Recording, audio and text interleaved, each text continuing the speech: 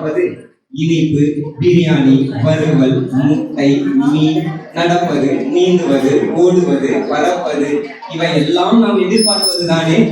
அது போலவே நம் பள்ளி நிகழ்வு என்றாலே நினைவுக்கு வருவது பட்டிமன்றம் தானே. இலையில் ஊறுகாய் இல்லாமல் கூட இருந்திருக்கலாம், நிகழ்ச்சியில் பட்டிமன்றம் இல்லாமல் இருக்குமா? இதோ உங்கள் கண்களுக்கும் செவிகளுக்கும் விருந்து படைக்க நம் பள்ளியின் பெண் ஆசிரியர்கள் களத்தில் இறங்கி உள்ளனர். இதை தலைமையேற்று வழிநடத்த நடுவராக சாலமன் பாப்பையாவிற்கே சவால் கொடுக்க மிக சாமர்த்தியமாக கையாள வந்திருக்கும் திரு ஜி சிலம்பரசன் ஐயா அவர்களையும் இரு அணியினரையும் மேடைக்கு அன்போடு அழைக்கின்றேன். சவால் என்ற அணியில் அன்னபூரணியம், அனிதா ஜி, அனிதா ஸ்ரீ, சத்யமா கே அவர்களை அன்போடு அழைக்கின்றேன். சாமர்த்தியம் என்ற அணியில் சுலோச்சனா மேரி, நிரோஷா, நதியா, பிரியா அவர்களை அழைக்கின்றேன்.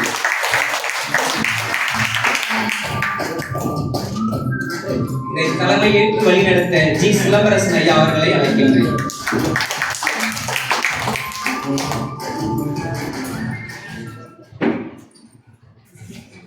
தொப்புள் கோடி சொந்தம் தந்து தொட்டில் கட்டி ஆராட்டி, தொப்புள் கோடி சொந்தம் தந்து தொட்டில் கட்டி ஆராட்டி, மோத மோத முத்தமிட்டு மூச்சு காத்த பங்கு போட்டு, மோத மோத முத்தமிட்டு மூச்சு காத்த பங்கு போட்டு, பொத்தி பொத்தி என்ன வளர்த்தது யாரு,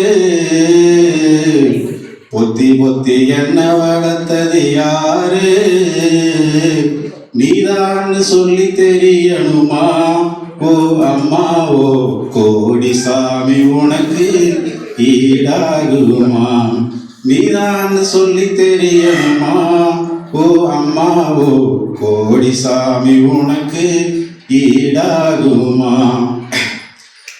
என்னை ஈண்டெடுத்த அன்னைக்கும் வாழ வைக்கும் தமிழன்னைக்கும் வாய்ப்புகள் வழங்கிய நம்முடைய பள்ளி நிர்வாகத்திற்கும் இருபால் ஆசிரியர் பெருமக்களுக்கும் அன்பு மாணவ செல்வங்களுக்கும் என்னுடைய முதற்கண் வணக்கத்தை தெரிவித்துக் கொள்கிறேன். அர்ப்பணிப்பு உள்ளத்துடன் பணியாற்றி தன் மாணவர்கள் முன்னேறி செல்வதற்கு என்றென்றும் ஏணிப்படிகளாக விளங்கும் நம்மை போன்ற ஆசிரியர்களை மையப்படுத்தி ஒரு சுவையான பட்டிமன்றம் நடைபெற இசைவினை நல்கிய நம் பள்ளி நிர்வாகத்திற்கு என்னுடைய நெஞ்சார்ந்த நன்றிகளை தெரிவித்துக் கொள்கிறேன். இந்த பட்டிமன்றத்தினுடைய தலைப்பு இன்றைய சூழலில் ஆசிரியர் பணி சவாலா சாமர்த்தியமா. இரண்டு அணிகளாக பிரிந்து தம்முடைய வாதத்தினை முன்வைக்க வந்திருக்கிறார்கள்.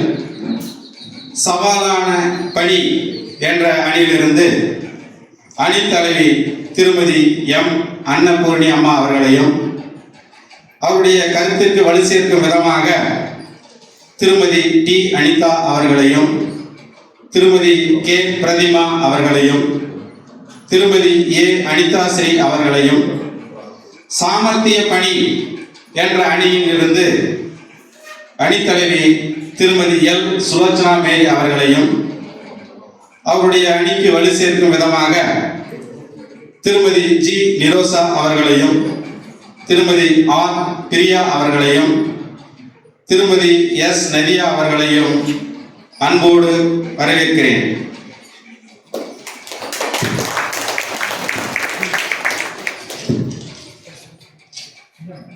ஒரு ஆசிரியர் என்பவர் நல்ல குடும்பத்தில் பிறந்தவராகவும் கருணை உள்ளம் கொண்டவராகவும் பல நூல்களை கற்ற அறிவுடையவராகவும் நூலின் பொருளை மாணவர்கள் எளிதில் உணரும் வண்ணம் எடுத்து சொல்லும் சொல்வன்மை உடையவராகவும் நிலம், மலை, துலாக்கோல், மலர் போன்றவற்றின் குணங்கள் உடையவராகவும் இருக்க வேண்டும்.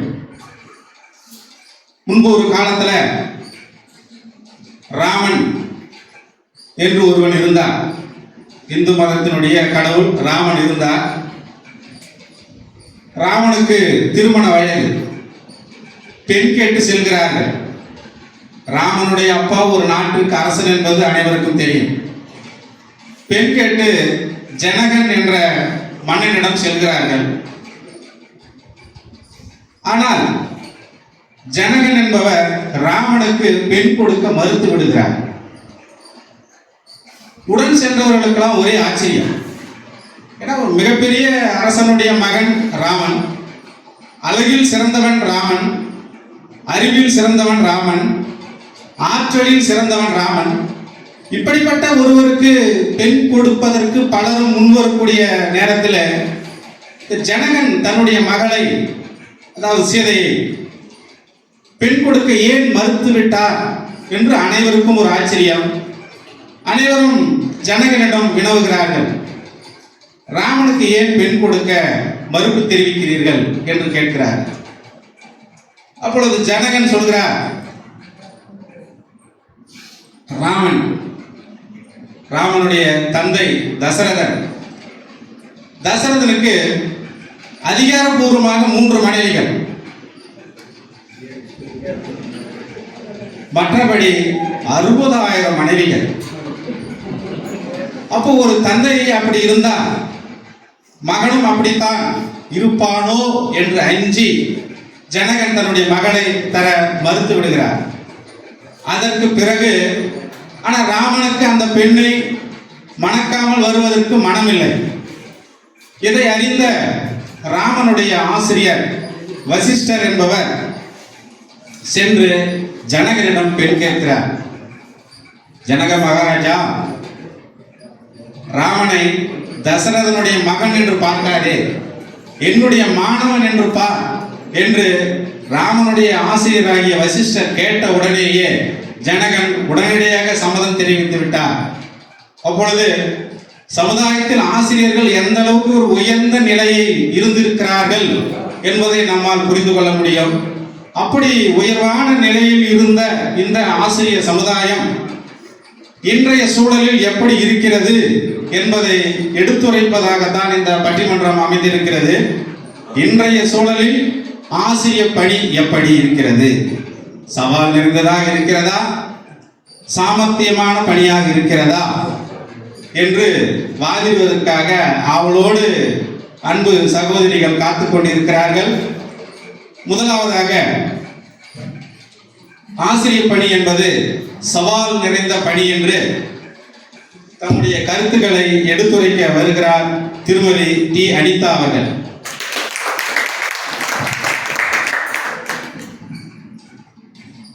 உயிராய் உடலில் புகுந்து உதிர நாளங்களில் படர்ந்து உயர்தினையாய் உலகில் உயர்ந்து உச்சம் தொட்டு அச்சம் அகற்றி உணர்வில் கலந்து உறவாடும் உன்னையும் என்னையும் சேர்த்த அன்னை தமிழை வணங்குகிறேன்.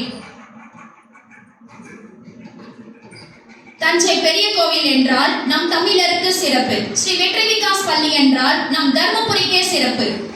அப்படிப்பட்ட பள்ளியில் செங்கோல் ஆட்சி புரியும் ராஜராஜ சோழனாய் அமர்ந்திருக்கும் நம் பள்ளியின் தாளாளர் அவர்களே, அந்த கோவிலின் பெருவுடையராய் அமர்ந்திருக்கும் பொருளாளர் அவர்களே, நெற்றி கண்ணை திறந்தாலும் குற்றம் குற்றமே என நீதி நெறி தவறாத நக்கீரராய் அமர்ந்திருக்கும் செயலாளர் அவர்களே, தர்மத்தை காத்து நிற்கும் மனுநீதி சோழனாய் அமர்ந்திருக்கும் நம் மேலாளர் அவர்களே,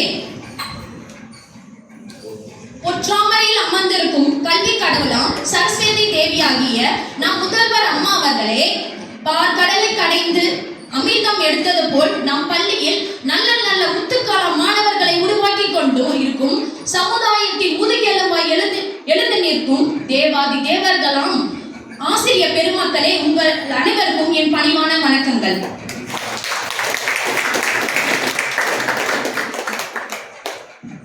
நான் இங்கு பேச போகும் தலைப்பு இன்றைய சூழலில் ஆசிரியர் பணி சவால் நிறைந்தது என்பது பற்றி. ஒரு நாட்டின் தலைவிதியானது கௌரவமான கற்பித்தல் துறையில் பணிபுரியும் ஆசிரியர்களால் நிர்ணயிக்கப்படுகிறது. ஆசிரியர் பணியே அறப்பணி, அதற்கு முன்னே அர்ப்பணி என்பதற்கேற்ப முழு ஈடுபாடோடு ஈடுபடாத சூழ்நிலை. காரணம், இன்றைய மாணவர்களுக்கு தண்டனை கிடையாது. சான்றாக சீருடை, காலணி அணிதல், முடி திருத்தம், கற்றலின் குறைபாடு இதனை சீர் செய்ய முயற்சித்தால் அதற்கு தடையாக பெற்றோர், ஊடகமும் சமூகமும் துணை நிற்கின்றன என்றால் ஆசிரியர்களுக்கு வேதனையே. அப்படியே முயற்சித்தாலும் ஆசிரியர் மாணவர்களால் அவமானப்படக்கூடிய செயலை நிறைவேறப்படுகின்றன. நடுவர் ஐயா, சொல்லுங்கம்மா. ஒரு வகுப்பில் நன்றாக படிக்கும் மாணவன், சராசரியான மாணவன் என பல வகையான மாணவர்கள் இருப்பது போல ஒவ்வொரு மாணவனும் ஒவ்வொரு மனநிலையில் இருப்பான். அனைத்து மாணவர்களின் கவனத்தையும் தன் பால் ஈர்த்து அந்த பாடத்தை மாணவர்களுக்கு புரிய வைப்பதே சவால் தானேயா? சவால் தாமா. நடுவரையா, நீங்க படிக்கும் போது அப்பா அம்மா கண்ணை மட்டும் விட்டுட்டு அடிச்சு படிக்க வைன்னு சொன்னாங்க. ஆனா இப்ப அப்படிங்களாயா? லைட்டா கை வாங்கினா போதும், எங்க அம்மா யாரு தெரியுமா, எங்க அப்பா யாரு தெரியுமா, எங்க தாத்தா போலீஸ் ஆகுன்னு சொல்றாங்கயா. இவங்கெல்லாம் சமாளிக்கிறது ஒரு சவால் தானே? அப்படி சொன்னா கூட பரவாயில்லம்மா, ஒரு ஊரெல்லாம் கூட்டிட்டு வந்துடுறாங்க.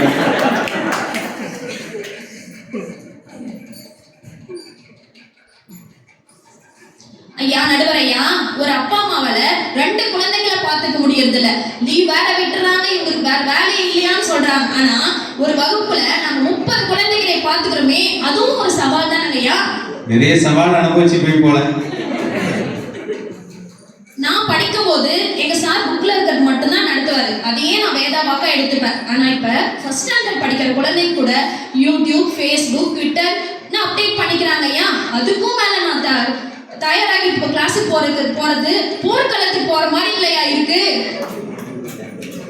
நல்ல வேளை கையில ஆயுதம் எடுக்காம போறீங்க. 5 மணிக்கு அலாரம் வச்சு வாக்கிங் போய் டிஃபன் செஞ்சு சாப்பாடு செஞ்சு மாமியாருக்கு பிபி மாத்திரை கொடுத்து பசங்களை ரெடி பண்ணி அறக்க பறக்க நான் ரெடி ஆகி 8:50 கன்னியனாவும் 9 மணிக்கு ரெமோவும் கிளாஸ்க்கு வரதும் ஒரு சவால் தாங்கய்யா. மாமியார கனியோடு பார்த்துக்கிற ஒரே ஒரு மருமகன் நீங்க தான் நினைக்கிறேன். நடுவரையா, பெற்றோர்கிட்ட நாங்க படுறது கொஞ்சமா நெஞ்சுமா? ஹோம்வொர்க் கொடுத்தாலும் தப்பு, ஹோம்வொர்க் கொடுக்கலாலும் தப்பு, மார்க் போட்டாலும் தப்பு, மார்க் போடனாலும் தப்பு, எது செஞ்சாலும் குற்றம் கண்டுபிடிக்கிறாங்க ஐயா. அது மட்டுமா, நைட் 10 மணிக்கு கால் பண்ணி ஹோம்வொர்க் என்னன்னு கேட்கறாங்க பாருங்க, அதெல்லாம் சமாளிக்கிறது ஒரு சவால் தானே ஐயா? ஏமா பரவாயில்லம்மா, உங்களுக்காக எனக்கு போன் பண்ணி ஐயா உங்க பேர் வெறுந்தாசா,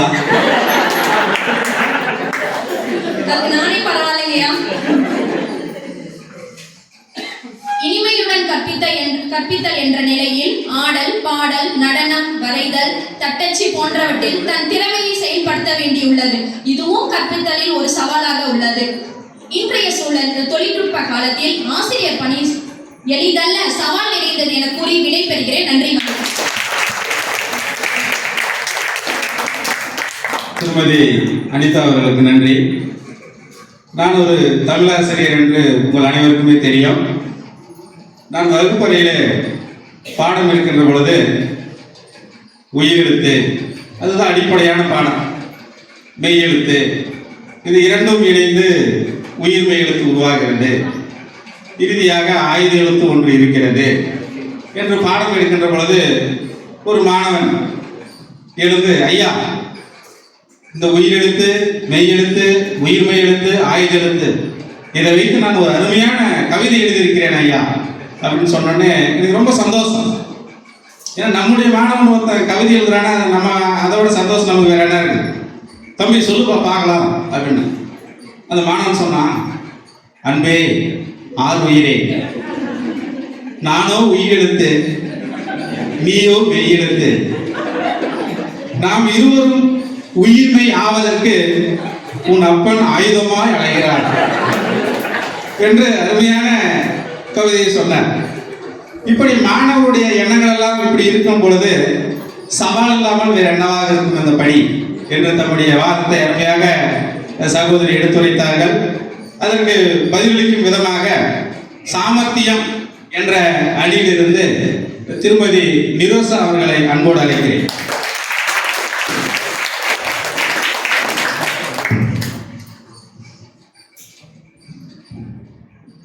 அகத்தியன் தொட்டிலிட்டு தொல்காப்பியன் தாளாட்டி கம்பன் சீராட்டி மூவேந்தர் பாராட்டி வருடங்கள் 2000 கடந்தாலும் இன்றும் கண்ணித் தமிழால் செந்தமிழால் வாழ்ந்து வரும் எம் தாய்மொழியாம் தமிழன்னையை முதலில் வணங்கி நீதி நெறி தவறாமல் நடுநாயகமாய் வீற்றிருக்கும் நடுவர் அவர்களுக்கும் சாமர்த்தியமாய் பேச காத்திருக்கும் என் அணியினருக்கும் சாமர்த்தியத்திற்கே சவால் விடும் எதிரணியினருக்கும் அவையோர் அனைவருக்கும் எனது அன்பான வணக்கத்தை தெரிவித்துக் கொள்கிறேன். சூழலில் ஆசிரியர் பணி சவாலா சாமர்த்தியமா என்ற ஒரு அருமையான தலைப்பிலே சாமர்த்தியம்தான் தேவை என்று பேச விளைகின்றேன். பேசாத பிள்ளையையும் பேச வைத்து, படிக்காத மாணவனையும் படிக்க வைத்து, எழுதாத பிள்ளையையும் எழுத வைத்து, சாப்பிடாத குழந்தையையும் சாப்பிட வைத்து, வீட்டு சூழ்நிலையில் இருந்து பள்ளி சூழ்நிலைக்கு அவனை மாற்றி அவனுக்கு ஒழுக்க நெறிகளோடு கற்றுத்தந்து தன் வாழ்விலே அவனை முன்னேற்றி விடுவதற்கு ஒரு ஆசிரியருக்கு சவால் தேவையா சாமர்த்தியம் தேவையா? நீங்களே சொல்லுங்க நடுவரையா அவர்களே. சாமர்த்தியமா தேவை.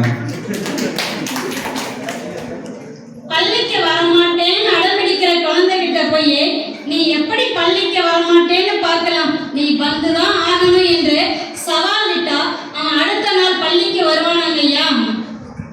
நம்ம எதிர்கால இலக்கை நோக்கிய கற்பித்தல் என்ற நிகழ்வுல புதிதாக ஒரு நிகழ்வை நாம் சேர்க்க மறந்துவிட்டோம். வீட்டிற்கே சென்று அழைத்து வருதல்.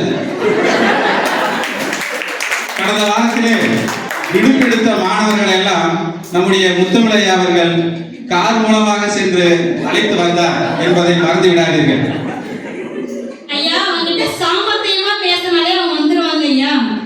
இந்த இடத்துல சவால் செயல்படுகிறதா அல்லது சாமர்த்தியம் செயல்படுகிறதா ஐயா? சாமர்த்தியம் தாமா.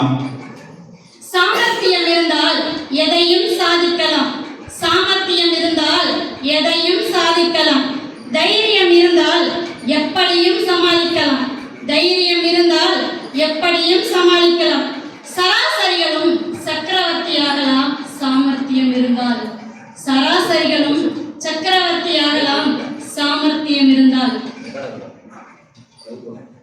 ஐயா நமது பள்ளியில மாணவர்களின் கேள்வி நேரம் என்ற ஒன்று அறிமுகப்படுத்தி அதை செயல்படுத்தியும் வந்துட்டு இருக்கோங்க ஐயா.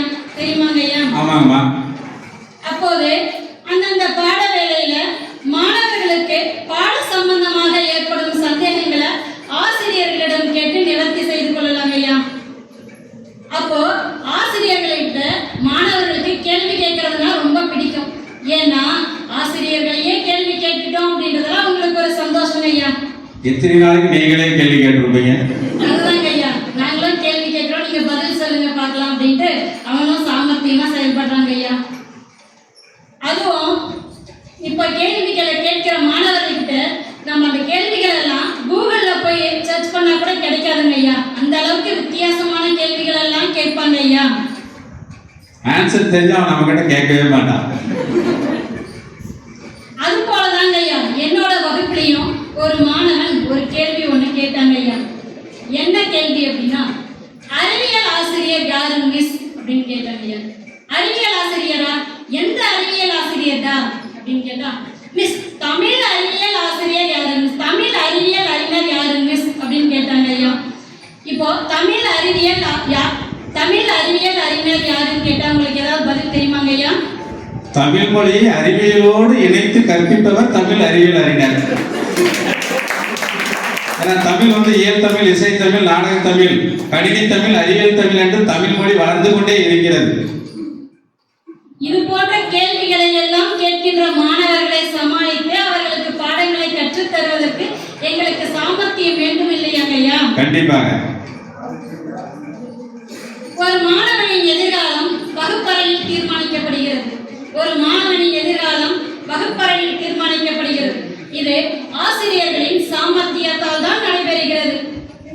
கல்லுக்குள் இருக்கும் சிற்பத்தை செதுக்கி செதுக்கி எப்படி அந்த சிற்பத்தை வெளிக்கொண்டு வருகிறார்களோ அதுபோல மாணவர்களிடையே உள்ள குறைகளை அழுக்குகளை சிறிது சிறிதாக போக்கி அந்த மாணவர்களை வளர்த்தெடுக்கும் பொறுப்பு ஆசிரியர்களிடம்தான் உள்ளது ஐயா. களிமண்ணாக இருக்கும் மாணவர்களை சிற்பமாகவும் அழகான சிலையாகவும் மாற்றுவது ஆசிரியர்களின் சாமர்த்தியத்தால் தான் ஐயா. களிமண்ணை தவிர வேற மண்ணு உங்களுக்கு கிடைக்கலையா ஐயா? எதிரணி ஆசிரியர் சொன்னாங்க, ஒரு வகுப்புல 3 விதமான மாணாக்கர்கள் இருப்பாங்க, அவங்களெல்லாம் சமாளிக்கிறதுக்கு சவாலா இருக்கு அப்படின்னு சொன்னாங்க ஐயா. 3 விதமான மாணாக்கர்கள்னா மீத்திறன் மிக்க மாணவர், சராசரி மாணவர், மெல்ல கற்கும் மாணவர்கள். இவர்களை எல்லாம் சமாளிப்பதற்கு சவாலா இருக்குன்னு சொன்னாங்க ஐயா. நம்ம ஒரு வகுப்புல 3 விதமான மாணவர்கள் இருந்தாலும் அவர்கள்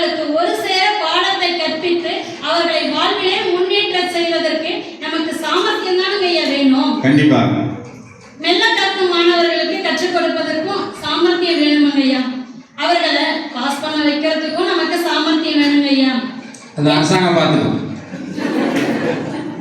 அவர்களையும் முன்னேற்றி செல்வதில் தான் மெல்ல கற்கும் மாணவர்களையும் முன்னேற்றி செல்வதில் தான் ஆசிரியர்களின் சாமர்த்தியம் இருக்குங்க ஐயா. அதே போல அந்த காலத்துல எல்லாம் நம்ம ஆசிரியர் கிட்ட அடி வாங்கிட்டு தான் பாடத்தை படிச்சோம் அப்படின்னு சொன்னாங்க. இப்பெல்லாம் அடிக்க முடியறது இல்லை அப்படின்னு சொன்னாங்க. ஆமா, அடிக்க கூடாதுதான்.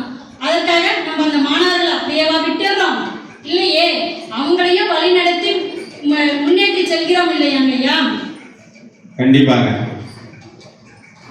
அவர்களையும் நல்வழிப்படுத்தி அவர்களுடைய வாழ்விலே நாம் முன்னேற்றி விடுகிறோம். மாணவர்களை நல்வழிப்படுத்த கண்டிக்கவோ தண்டிக்கவோ கூடாது. இருப்பினும் இத்தகைய சூழ்நிலையிலும் அவர்களை நல்வழிப்படுத்தி இந்த சமுதாயத்தில் ஒரு மாபெரும் மனிதனாக மாற்றுவது ஆசிரியர்களின் சாமர்த்தியத்தால் தான் ஐயா. எவ்வளவு பணிச்சுமைகள் இருந்தாலும், எத்தனை தடைகள் வந்தாலும், எத்தனை இடையூறுகள் ஏற்பட்டாலும் அவற்றை எல்லாம் சமாளித்து ஒரு சிறந்த தரமான கல்வியை தருவது நம்மை போன்ற ஆசிரியர்களின் சாமர்த்தியத்தால் தான் ஐயா. ஆகவே இன்றைய சூழலில் ஆசிரியரின் பணிக்கு சாமர்த்தியம்தான் தேவை என்று ஆணித்தரமாக கூறுகிறேன். இறுதியாக, வாழ்க்கை புத்தகத்தில் ஒவ்வொருவரும் ஒரு வாக்கியம். வாழ்க்கை புத்தகத்தில் ஒவ்வொருவரும் ஒரு வாக்கியம். அதில் மேற்கோளாவது அவரவர் சாமர்த்தியம் என்று கூறி இங்கு பேச வாய்ப்பளித்த அனைவருக்கும் நன்றி கூறி விடைபெறுகிறேன். நன்றி, வணக்கம். ஆசிரியர் பணி சாமர்த்தியமான பணி என்று வாதிட்ட திருமதி நிரோஸ் அவர்களுக்கு நன்றி. ஒரு விவசாயி 4-5 பேர்களை அழைத்து கொண்டு மற்றொரு விவசாயியினுடைய இல்லத்திற்கு செல்கிறார்கள். அப்பொழுது இல்லத்தில் இருக்கக்கூடிய விவசாயியை அழைத்து வெளியில் 4-5 பேர்களை அழைத்து வந்த விவசாயி சொல்கிறான், ஐயா என்னை மன்னிக்கணுங்க ஐயா, எங்க வீட்டு காளை மாடு உங்க வீட்டு பசுவை குத்தி காயத்தை உண்டாக்கிடுச்சிங்கய்யா, என்னை மன்னிச்சிடுங்கய்யா அப்படின்ற. அதற்கு அந்த விவசாயி என்ன சொல்கிறார் என்றால், அதாவது காளை மாடு அது நாம் பாதுகாப்பாக இருக்க முடியாது, அது தெரியாமல் நடந்து விட்டது என்று சாமர்த்தியமாக அது சொல்லிவிடுகிறார். அதுபோல நம்முடைய கருத்தை எடுத்துரைத்த அம்மா அவர்களுக்கு நன்றி. அடுத்ததாக அவருக்கு மறுப்பு தெரிவிப்பதற்காக சவால் என்ற அணியிலிருந்து திருமதி கே பிரதிமா அவர்களை அன்போடு அழைக்கிறேன். பள்ளி தாளாளர் அவர்களுக்கும், பொருளாளர் அவர்களுக்கும், செயலாளர் அவர்களுக்கும், பள்ளியின் மேலாளர் அவர்களுக்கும், பள்ளியை சீரும் சிறப்புமாக வழிநடத்தி செல்லும் முதல்வர் அம்மா அவர்களுக்கும், மேலும் என்னோட பணியாற்றும் இருபால் ஆசிரியர்களுக்கும் என் கனிவான வணக்கத்தை தெரிவித்துக் கொள்கிறேன். நடுவர் அவர்களே, அப்துல் கலாம் ஐயா அவர்களோட ஒரு கேள்வி இந்து பத்திரிகை சார்பாக கேட்கப்பட்டது. ஐயா, நீங்க ஆசிரியராக இருந்தீர்கள், அணு விஞ்ஞானியாக இருந்தீர்கள், நம் தேசத்தின் குடியரசுத் தலைவராக இருந்தீர்கள். இந்த மூன்றில் எந்த பணி நீங்க மிகவும் விரும்ப பணி என்று கேட்டார்கள். அவர் ஆசிரியர் பணி என்று சொன்னார். இதிலிருந்து என்ன தெரியுதுங்க ஐயா? ஆசிரியர் பணி புனிதமான பணி என்று தெரிகிறது. மிக சிறப்பான ஒரு பட்டிமன்ற தலைப்பு நமக்கு கொடுத்திருக்காங்க. எதிர்காலத்தில் இருக்கக்கூடிய சவால்கள் டீச்சர்ஸ்கே என்ற இந்த தலைப்பு பட்டிமன்ற தலைப்பா ஆக்கிட்டாங்க. நடுவர் அவர்களே, எனக்கு ஹிந்தி மொழியும் தெரியும், ஆங்கில மொழியும் தெரியும், அப்புறம் தெலுங்கு மொழியும் தெரியும். ஆனாலும் இன்னைக்கு நான் தமிழ் மொழியில் பேசுவதே ஒரு சவால் தானே. நடுவர் அவர்களே, நீங்க வேற மொழியில் பேசினா எங்களுக்கு எதுவுமே புரியாது. நடுவர் அவர்களே, இன்றைய சூழ்நிலையில் பசங்க கிட்ட ஒரு கையில் மொபைல் போனும் ஒரு கையில் புத்தகத்தை கொடுத்தா பசங்க எது வேணும்னு சொல்லுவாங்க? இது என்ன சந்தேகம்? கண்டிப்பா எல்லாம் மொபைல் போன தான் வேண்டுவாங்க. அப்படிப்பட்ட பையனை படிப்போட அருமை உணர் வைத்து அவளை ஒரு சாதனையாளர் மாற்றத்தே எங்களுக்கு ஒரு சவால் தானே. சவால் தான். என்னதான் நீங்க உலகில் மிக சிறந்த வலிமை படித்து ஐரிஷ் ரோபவை நீங்கள் தயார் செய்தாலும் கடினமான செயல்களை கூட எளிய முறையில் செய்வதனால் மாணவர்களின் உள்ளார்ந்த உணர்வுகளை அறிந்து அவனுக்கு நல்வழி காட்டும் ஆற்றல் டீச்சர்ஸ்கே தான் உள்ளது. ஏன்னா நாங்கள் டெக்னாலஜிக்கே சவால் கொடுக்கிறோம். ஆமாம் இல்லையா? கண்டிப்பா. நடுவர் அவர்களே, பொதுவா ஒரு நாளைக்கு மார்னிங் ஈவினிங் அது இல்லாம 4 பீரியட்ஸும் கொடுத்துட்றாங்க போடுறாங்க. மாணவர்கள் கவனம் சிதறாமல் எளிய முறையில் கற்பித்த அவர்கள் கவனத்தை பாட வேலையில் ஈடுபடுத்துவதே ஒரு பெரிய சவால் இல்லைங்களா? அந்த நாள் சோஷியல் டேனே பசங்க சொல்லிட்டாங்க. ஒரு மாணவியோட சாதாரணமா ஒரு வார்த்தை சொல்லி திட்டினேன். உடனே அந்த மாணவி எனக்கு அம்மா வேணும் அப்பா வேணும் சொல்லி அழுனாங்க. இப்படிப்பட்ட மாணவர்கள் எல்லாம் சமாளிப்பதே ஒரு சவாலாக இருக்கிறது. நடுவர் அவர்களே, ஒரு நாள் நான் கிளாஸுக்கு போனேன். அப்போ அது ரிவிஷன் டைம். ஒரு பீரியட் முழுக்க வகுப்பு கொடுத்துட்டு ஸ்டடி பார்த்தேன். எல்லா பசங்களும் கரெக்டா எழுதிட்டு இருந்தாங்க. அதுல ஒரு மாணவன் மட்டும் படிக்கிற மாதிரியே நடிச்சிட்டு இருந்தான். சரி, நானும் பார்த்துட்டே நான் எழுதுவான் படிக்குவான் அப்படின்னு சொல்லி நினைச்சிட்டே இருந்தேன். ஆனா அவன் வலிக்க வர மாதிரி இல்லை.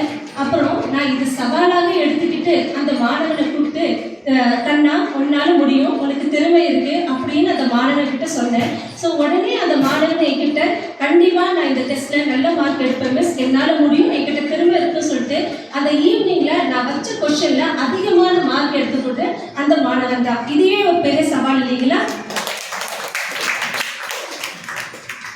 இவ்வளோ ஏன் நடுவர் அவர்களே, கொரோனா பீரியட்ல அனைத்து மக்களும் வீட்டை விட்டு வெளியே வரக்கூட பயந்து கொண்டிருந்தாங்க.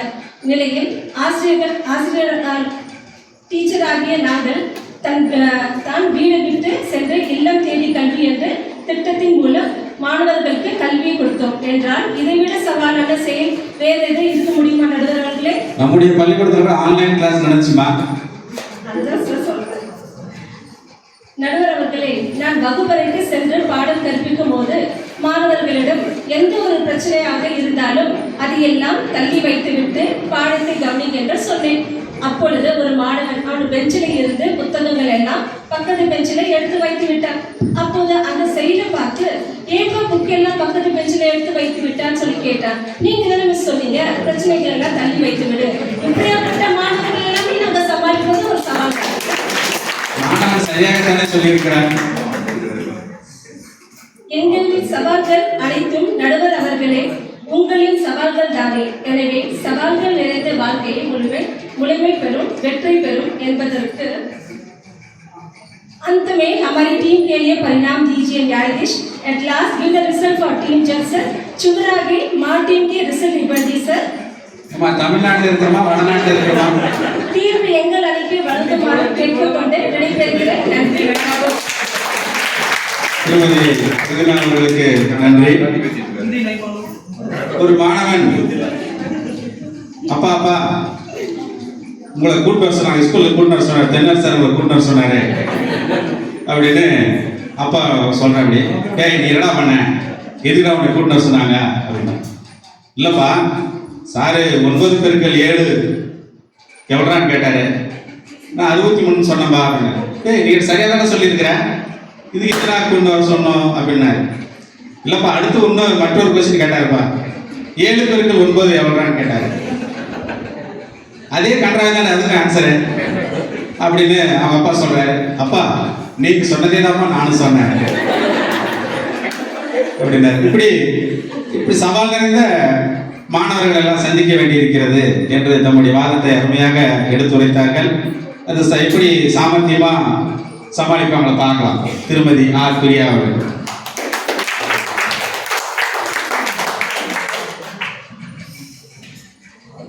தேன் என்றால் இனிக்கும், பூ என்றால் மணக்கும், சூரியன் உதிக்கும் திசையெல்லாம் என் தமிழ் மணக்கும் என்று அன்னை தமிழையும் அவையோரையும் வணங்கி மகிழ்கிறேன். நடுவர் ஐயா, நாங்க ஏன் சாமர்த்தியம் பேச வந்திருக்கோம் தெரியுமா? தெரியும். கேளுங்க. ஒரு குழந்தை அழும்போது அழகான கிளுகிளுப்பை காட்டி அந்த குழந்தையோட அழுகையை நிறுத்துறதும், குழந்தைக்கு பசிக்கும் போது வராத நிலாவை வாவான்னு பாட்டு பாடி சாப்பிட வைக்கிறதும் எங்க சாமர்த்தியம் தாங்க ஐயா. இங்கிருந்து எங்க சாமர்த்தியம் தொடங்குதுங்க ஐயா. பள்ளிக்கு வரமாட்டேன்னு சொல்ற குழந்தைய பள்ளிக்கு வர வைக்கிறதும், படிக்கவே மாட்டேன்னு சொல்ற குழந்தைய படிக்க வைக்கிறதும் எங்க சாமர்த்தியம் தாங்க ஐயா. ஐயா வாழ்க்கையில சாமர்த்தியம் இருந்தாதாங்க எதையும் சமாளிக்க முடியும். ஐயா உங்ககிட்ட ஒரு கேள்வி கேட்டுக்கிறேன் ஐயா. ஈஸியான கொஸ்டினா கேளுமா. வாழ்க்கையில தோத்து போயிட்டா என்னங்கய்யா சொல்லுவாங்க? தோத்துட்டான்னு சொல்லுவாங்க. இல்லைங்கய்யா, அவனுக்கு சாமர்த்தியம் பத்தலன்னு சொல்லுவாங்க ஐயா. ஆமா தானே? ஓ, அந்த சாமர்த்தியமா சமாளிச்சுக்கலாம். அதனால சாமர்த்தியம் என்பது புத்தி சம்பந்தப்பட்டது. சாமர்த்தியமா இருக்கிறவங்க தான் சரித்திரத்துல இடம் பிடிப்பாங்க. இதுக்கு ஒரு உதாரணம் சொல்றேங்கய்யா. நம்ம அனைவருக்கும் திருவிளையாடல் கதை தெரியும். அந்த கதையில நாரதர் வருவாரு. அவர் தன் கையில ஞான பழத்தை கொண்டு வந்து தமிழ் கடவுள்களான முருகருக்கும் விநாயகருக்கும் கொடுப்பாரு. அதை கொடுக்கும்போது ஒரு போட்டி வைப்பாரு.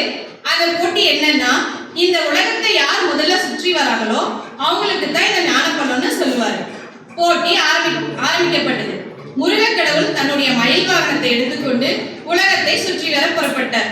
ஆனால் விநாயகர் கடவுளோ தன்னுடைய உலகமே அம்மா அப்பாதான்னு சொல்லி சிவபெருமானையும் பார்வதி தேவியும் சுற்றி வந்தார். ஞானப்பழத்தையும் பெற்றுக்கொண்டார். இத போட்டியா நினைச்ச முருகக் கடவுளுக்கு ஞானப்பழமும் கிடைக்கல, பழத்தின் கொட்டையும் கிடைக்கல. கிடைச்சது என்னவோ நெத்தியில 3 பட்டைதான் ஐயா. அவர் கோச்சுக்கிட்டு போய் மலை மேல ஏறி உட்கார்ந்துட்டாருங்க ஐயா. முருக பக்தர்கள் மன்னிக்கவும். அதனால எதிரணியினரே ஞாபகம் வச்சுக்கோங்க, இறுதியில உங்களுக்கு கிடைப்பது பாத்தீங்கன்னா நெத்தியில 3 பட்டை மட்டும்தான். தீர்ப்பு எங்க பக்கம் தான். சாமர்த்தியமா விநாயகர் இருந்ததுனாலதாங்க ஐயா விநாயகருக்கு ஞானப்பழம் கிடைத்தது. இதுல இருந்து நாங்க என்ன சொல்ல வரோம்னா, சாமர்த்தியம் இருந்தாதாங்க என் வாழ்க்கையில வெற்றி பெற முடியும். சாமர்த்தியத்தினால ஒரு குடும்பத்தையே அப்படி பிரிச்சுட்டீங்களாமா? நீங்க நல்லா இருப்பீங்களா? எனவே நடுவர் ஐயா, உங்களுக்கு ஞானப்பழம் வேணும்னா தீர்ப்பை வேணாமா? என் குடும்பம் பிரிய வேணாம். தீர்ப்பை எங்களுக்கு சாதகமா சொல்லுங்கன்னு கேட்டுக்கிறேங்க ஐயா. வெற்றியை தக்க வைத்துக் கொள்ள சாமர்த்தியம் தேவையா. வாழ்க்கையில நாம ஜெயிக்கணும்னு நினைக்கிற நல்ல விஷயங்களை பத்தி யோசிக்கிறது தாங்க ஐயா சாமர்த்தியம். பள்ளியில எங்களோட சாமர்த்தியம் பாருங்கய்யா. நாம் எங்கே செல்கிறோம் நிகழ்வு நம்ம பள்ளியில இருக்குங்கய்யா. பாத்துக்கீங்களா? ஏதோ ஒரு ஓரமா வந்து பாத்துருக்கமா. இதுல வகுப்பறையில் பேசாத குழந்தைகளை கூட மேடை பயமின்றி, மைக் பயமின்றி அனைவரும் தங்களுடைய கருத்துக்களை, தெளிவான கருத்துக்களை எடுத்துரைக்க வாய்ப்புகளை வழங்கி மாணவர்களை தயார்படுத்துகிறோம் ஐயா. ஐயா, முதல் முறையா முதல் வகுப்பு மாணவருக்கு வாய்ப்பு கொடுத்தோம் ஐயா. அதுல எங்க மாணவன் மேடையில ஏறி பேசும்போது மைக்கு இருக்கிற இடம் உயரமா இருந்தது. அவன் ஷார்ட்டா இருந்தான். உடனே அந்த மைக்கை அட்ஜஸ்ட் பண்ணி பேசி அதை வெற்றி அடைஞ்சிட்டான். இதுவே அவன் சவாலா நினைச்சிருந்தா அதை பண்ணிருக்க மாட்டாங்க ஐயா. அந்த காலத்துல நாம படிக்கும் போது மைக்கை பார்த்தாலே பயந்து ஓடுவோம். ஆனா இப்போ மைக் அட்ஜஸ்ட் பண்ணி பேச வச்சிருக்கோம் ஐயா. இதுவே எங்க சாமர்த்தியம் தாங்க ஐயா. ஏன்னா அந்த காலத்துல மைக்கே கிடையாது ஐயா. நம் பள்ளியில ஒலிம்பியாட் எக்ஸாம் நடத்தப்பட்டது. அதுல 300க்கும் மேற்பட்ட மாணவர்கள் கலந்து கொண்டாங்க ஐயா. இருந்தாலும் முதல் சுற்றிலிருந்து 2ஆம் சுற்றுக்கு தகுதியானவர்கள் 189 பேர். அவர்களுக்கு என்னுடைய வாழ்த்துக்கள் ஐயா. இதுல 9 பேர் மாநில அளவில் தேர்ச்சி அடைந்தாங்க ஐயா. அவர்களை சிறப்பாக வழிநடத்திய எங்களை போன்ற சாமர்த்தியமான ஆசிரியர்கள் தான் ஐயா. நல்லதுமா ஐயா. வகுப்புல என்னோட மாணவிக்கு டெஸ்ட் வச்சங்க ஐயா. Memory poem. அதுல ஸ்பெல்லிங் மிஸ்டேக் இருந்ததுங்க ஐயா. அதை சரி பண்றதுக்காக அந்த போயமை ஸ்பெல்லிங் மிஸ்டேக் வரலனாமா நம்ம வரலனாதான் நம்ம ஆச்சரியப்படணும். அதை சரி பண்றதுக்காக அந்த போயமை 10 டைம் இம்போஷன் கொடுத்தங்க ஐயா. அடுத்த நாள் அந்த மாணவி வந்தாங்க ஐயா. அதை எடுத்துட்டு வந்தாங்க. அதுல பாத்தீங்க அப்படின்னா இருந்தது ஒரு டைம் அவளுடைய கைப்பட எழுதிட்டு மீதி 9 டைம் ஜெராக்ஸ் போட்டு வந்துட்டாங்க ஐயா. என்ன ஒரு சாமர்த்தியம் ஐயா. உங்ககிட்ட பாடம் படிச்சிருப்பாங்க போல. ஐயா, நான் கூப்பிட்டு ஏமான்னு கேட்டதுக்கு, மேடம் நீங்க தான் டைமை சேவ் பண்ணணும், டைமை வேஸ்ட் பண்ணக்கூடாதுன்னு சொன்னீங்க. அதனாலதான் நானு 9 டைம் எழுதுறதுக்கான டைமை மிச்சம் பண்ணிட்டேன் மேடம் அப்படின்னு சொன்னாங்க ஐயா. இதை மறுக்க முடியுமா? இல்ல, உங்ககிட்ட இருந்து சாமர்த்தியமா தப்பிச்சிருக்கிறான். நீங்க சாமர்த்தியமா ஏமாந்துருக்கிறீங்க. ரொம்ப ஸ்மார்ட்டா ஆன்சர் பண்ணிட்டாங்க ஐயா. அப்பதான் நான் நினைச்சேன், ஸ்மார்ட் ஒர்க்ல உலக அளவுல பிரபலமான கிரிக்கெட்டுக்கு தோனி மாதிரியும், ரிலையன்ஸுக்கு அம்பானி மாதிரியும், நாளை உலகிற்கு நீமா அப்படின்னு சொல்லி அவளை தட்டி கொடுத்தது ஐயா. நல்லா வருவாங்க ஐயா. இன்றைக்கு இருக்கிற சூழ்நிலையில ஹார்ட் ஒர்க்கை விட ஸ்மார்ட் ஒர்க் இருந்தாதானே என் வாழ்க்கையில நினைச்சது அடைய முடியும். ஹார்ட் ஒர்க்ன்றது உழைப்பு சம்பந்தப்பட்டது. நாள் முழுவதும் உழைத்தாலும் அதற்கான ஊதியம் குறைவு. ஸ்மார்ட் ஒர்க்ன்றது மூளையை பயன்படுத்தி சுலபமா வேலையை முடிச்சு அதிக வருமானத்தை சம்பாதிப்பது. நீ சொல்றதுல ஒரு உண்மை இருக்குதுமா. கடின உழைப்பாளிகள் யாருமே வெற்றி அடைய முடியவில்லை. எவ்வளவுதான் உடல் உழைப்பு கடினமாக உழைத்தாலும் அவர்கள் வாழ்நாள் முழுவதும் அந்த கடினமான உழைப்பை தான் செய்து கொண்டிருப்பார்கள். அந்த உழைப்பை வாங்குபவர்கள் தான் முன்னேற முடியும். அது ஸ்மார்ட் ஒர்க், அது சாமர்த்தியத்தால் தான் முடியும். அருமைமா. எனவே ஸ்மார்ட் ஒர்க்குக்கு தேவையானது சாமர்த்தியம் தாங்க ஐயா. ஐயா, என்னோட வகுப்புல ஒரு மாணவன் தன்னோட தாத்தா கூட ஒரு மாணவன் தான் இருக்கானா? ஒவ்வொரு மாணவன் தான் சொல்றேன் ஐயா. என்னோட வகுப்புல ஒரு மாணவன் தன்னோட தாத்தா கூட கடைவீதிக்கு போயிட்டு இருக்காங்க ஐயா. அங்க அவனுக்கு பிடிச்ச நிறைய பொருட்களை பாக்குறாங்க. உடனே தனக்கு பிடிச்ச ஒரு பொருளை பாக்குறான். ஆனா அதை போன வாரமே கேட்டு தாத்தா அதை வாங்கி தர மறுத்துட்டாரு. அதனால இப்போ அதை விடவே கூடாதுன்னு மனசுல நினைக்கிறான். அதனால அவங்க தாத்தா கிட்ட சொல்றான், தாத்தா எனக்கு ஃபீவரா இருக்கு, தொட்டு பாருங்கன்னு சொல்றான். தாத்தா தொட்டு பார்த்துட்டு ஃபீவர் இல்ல, ஒண்ணும் இல்ல அப்படின்னு சொல்லிட்டாரு. உடனே அடுத்து தாத்தா எனக்கு கோல்டா இருக்கு, தொட்டு பாருங்க அப்படின்னு சொல்றான். தாத்தா பார்த்துட்டு கோல்டும் இல்ல, ஒண்ணும் இல்ல, அப்பா மாதிரியே போய் பேசாதடா, அமைதியா வாடா அப்படின்னு சொல்றாரு. அப்போ அந்த மாணவன் அவங்க தாத்தா கிட்ட கேக்குறான், தாத்தா நீங்களே எனக்கு ஃபீவரும் இல்ல கோல்டும் இல்லன்னு சொல்லிட்டீங்க, அப்போ எனக்கு ஐஸ்கிரீம் வாங்கி தாங்க தாத்தா அப்படின்னு எவ்வளவு சாமர்த்தியமா நான் ஆசைப்பட்டது. நல்லா ட்ரைனிங் கொடுத்துருப்பீங்க. எவ்வளவு சாமர்த்தியமா நான் ஆசைப்பட்டதை கேட்டு வாங்கிட்டான் பாருங்கய்யா. இப்படிப்பட்ட சாமர்த்தியமான மாணவர்களை உருவாக்குவது எங்களை போன்ற சாமர்த்தியமான ஆசிரியர்கள் தான் ஐயா என்பதை இவ்விடத்தில் நான் பதிவு செய்கிறேன். இன்னைக்கு எங்க பசங்களோட சாமர்த்தியம் சமுதாயத்துல எப்படி இருக்குன்னு பாருங்க ஐயா. ஒரு சட்டும் பேண்ட்டும் கிழிஞ்சிருச்சு அப்படின்னா ஐயோ கிழிஞ்சிருச்சேன்னு கவலைப்படாம அதை போட்டுக்கிட்டு 4 தெருவை சுத்தி வரும்போது யாராவது என்னடா தம்பி சட்டும் பேண்ட்டும் கிழிஞ்சிருக்குன்னு கேட்டா அவங்க கிட்ட பதில் சொல்லுவான் சாமர்த்தியமா, இட் இஸ் ஸ்டைல் ப்ரோ அப்படின்னு. கிளினா கூட இவங்களே கிழிச்சு விட்டு பாருமா, அதுவும் ஸ்டைல் தான். சாமர்த்தியம் இருந்தாதாங்க வாழ்க்கையில ஜெயிக்க முடியும். சாமர்த்தியம் இல்லைனாக்கா வாழ்க்கையில பல சறுக்கல் விழும். அதனால சாமர்த்தியம் வேணுமுங்க. எனவே இன்றைய சூழலில் ஆசிரியர் பணிக்கு மட்டும் அல்லாமல் அனைத்து துறைகளுக்கும் சாமர்த்தியம் தான் தேவை என்று வாய்ப்புக்கு நன்றி கூறி என் உரையை முடித்துக் கொள்கிறேன்.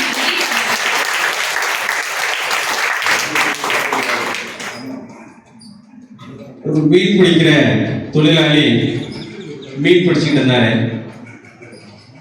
அவருக்கு ஒரு பெரிய இதுவரை நாள் வரைக்கும் அவர் பிடிக்காத அளவுக்கு ஒரு பெரிய மீன் கிடைச்சிருந்தவர்.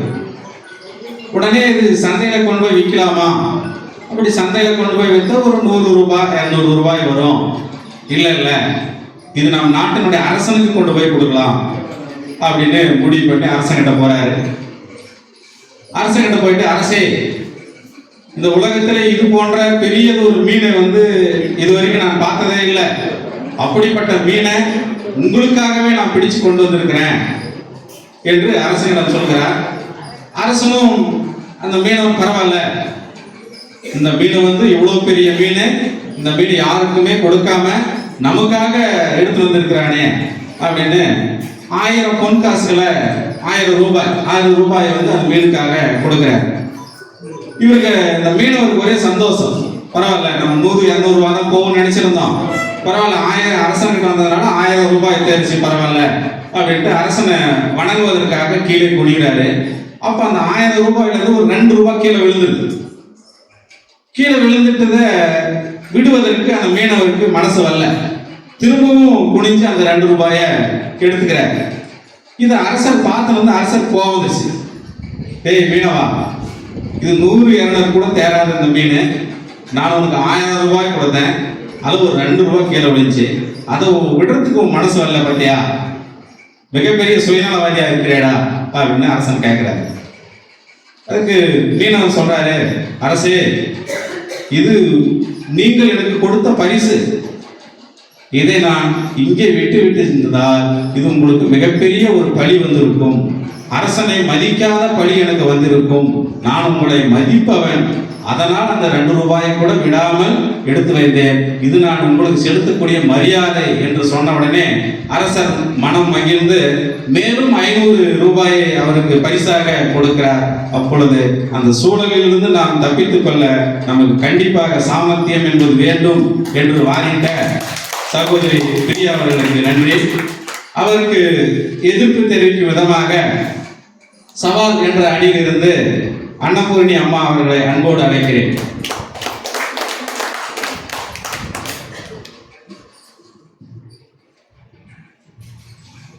ஸ்ரீ வெற்றி விகாஸ் பள்ளியின் தாளாளர் முத்தமிழ் காவலர் அவர்களுக்கும், ஸ்ரீ வெற்றி விகாஸ் பள்ளியின் தீரன் சின்னமலை அறக்கட்டளை செயலாளர் பொருளாளர் அவர்களுக்கும், மேன்மை தரும் மேலாளர் அவர்களுக்கும், சிலம்பு என்றால் மதுரை ஸ்ரீ வெற்றி விகாஸ் பள்ளி மேல்நிலை பள்ளி என்றால் சிலம்பரசன் நடுவர் அவர்கள், என் இருபால் ஆசிரியர் கொஞ்சம் குறைச்சிக்கலாம்.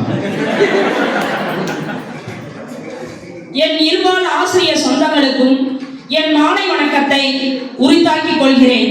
எங்களுக்கு இந்த பட்டிமன்றத்தை ஏற்படுத்தி கொடுத்த நிர்வாகத்திற்கு எங்களது நன்றியை தெரிவித்துக் கொள்கிறோம். நான் வாதிடும் தலைப்பு என்னவென்றால், இன்றைய சூழலில் ஆசிரியர் பணி என்பது சவாலே. தாயே, தமிழே, தலைநாள் அமுதே, பூவே, பொழுதே, புலந்திடும் அழகே, புண்ணியம் யாவும் புரிந்திட்ட பெருந்தவம் உண்மொழி, அறிந்திட்ட மனிதராய் பிறந்ததே. அப்படிப்பட்ட என் தாய் தமிழினை வணங்கி என் உரையை தொடங்குகிறேன். தரிசு நிலமாக இருப்பவனை விளை நிலமாக மாற்றுபவர்கள் ஆசிரியர்கள். உப்பு கற்களாக இருப்பவனை வைர கற்களாக மாற்றுபவர்கள் ஆசிரியர்கள். வெற்று காகிதமாக இருப்பவனை வட்டமிடும் பட்டமாக மாற்றுபவர்கள் ஆசிரியர்கள். அப்படிப்பட்ட ஆசிரியர்களின் இன்றைய நிலை என்ன? கேள்விக்குறியாக உள்ளது நடுவர்களே. நீங்க நம்ம பதில் சொல்லுங்க. ஒரு வகுப்புக்கு ஒரு சில வகுப்புகள்லாம் போயிட்டு வரதா இருந்தா குருசேத்திர போரில் நிக்கிற மாதிரி இருக்குது நடுவர் அவர்களே. எந்த வகுப்புமா? அது நான் இந்த நேரத்தில் சொல்லிக்கொள்ள விரும்பவில்லை நடுவர் அவர்களே. அது நாகரிகமாக இருக்காது. சாமர்த்தியமா தப்பிக்கிறீங்க.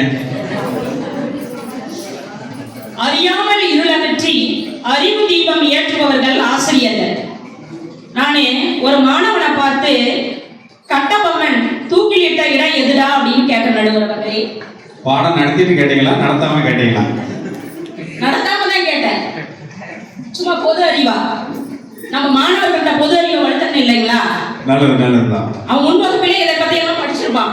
அதனாலதான் அந்த ஒரு கேள்வியை கேட்டேன். அவன் சொன்ன பதில் என்ன தெரியுமா?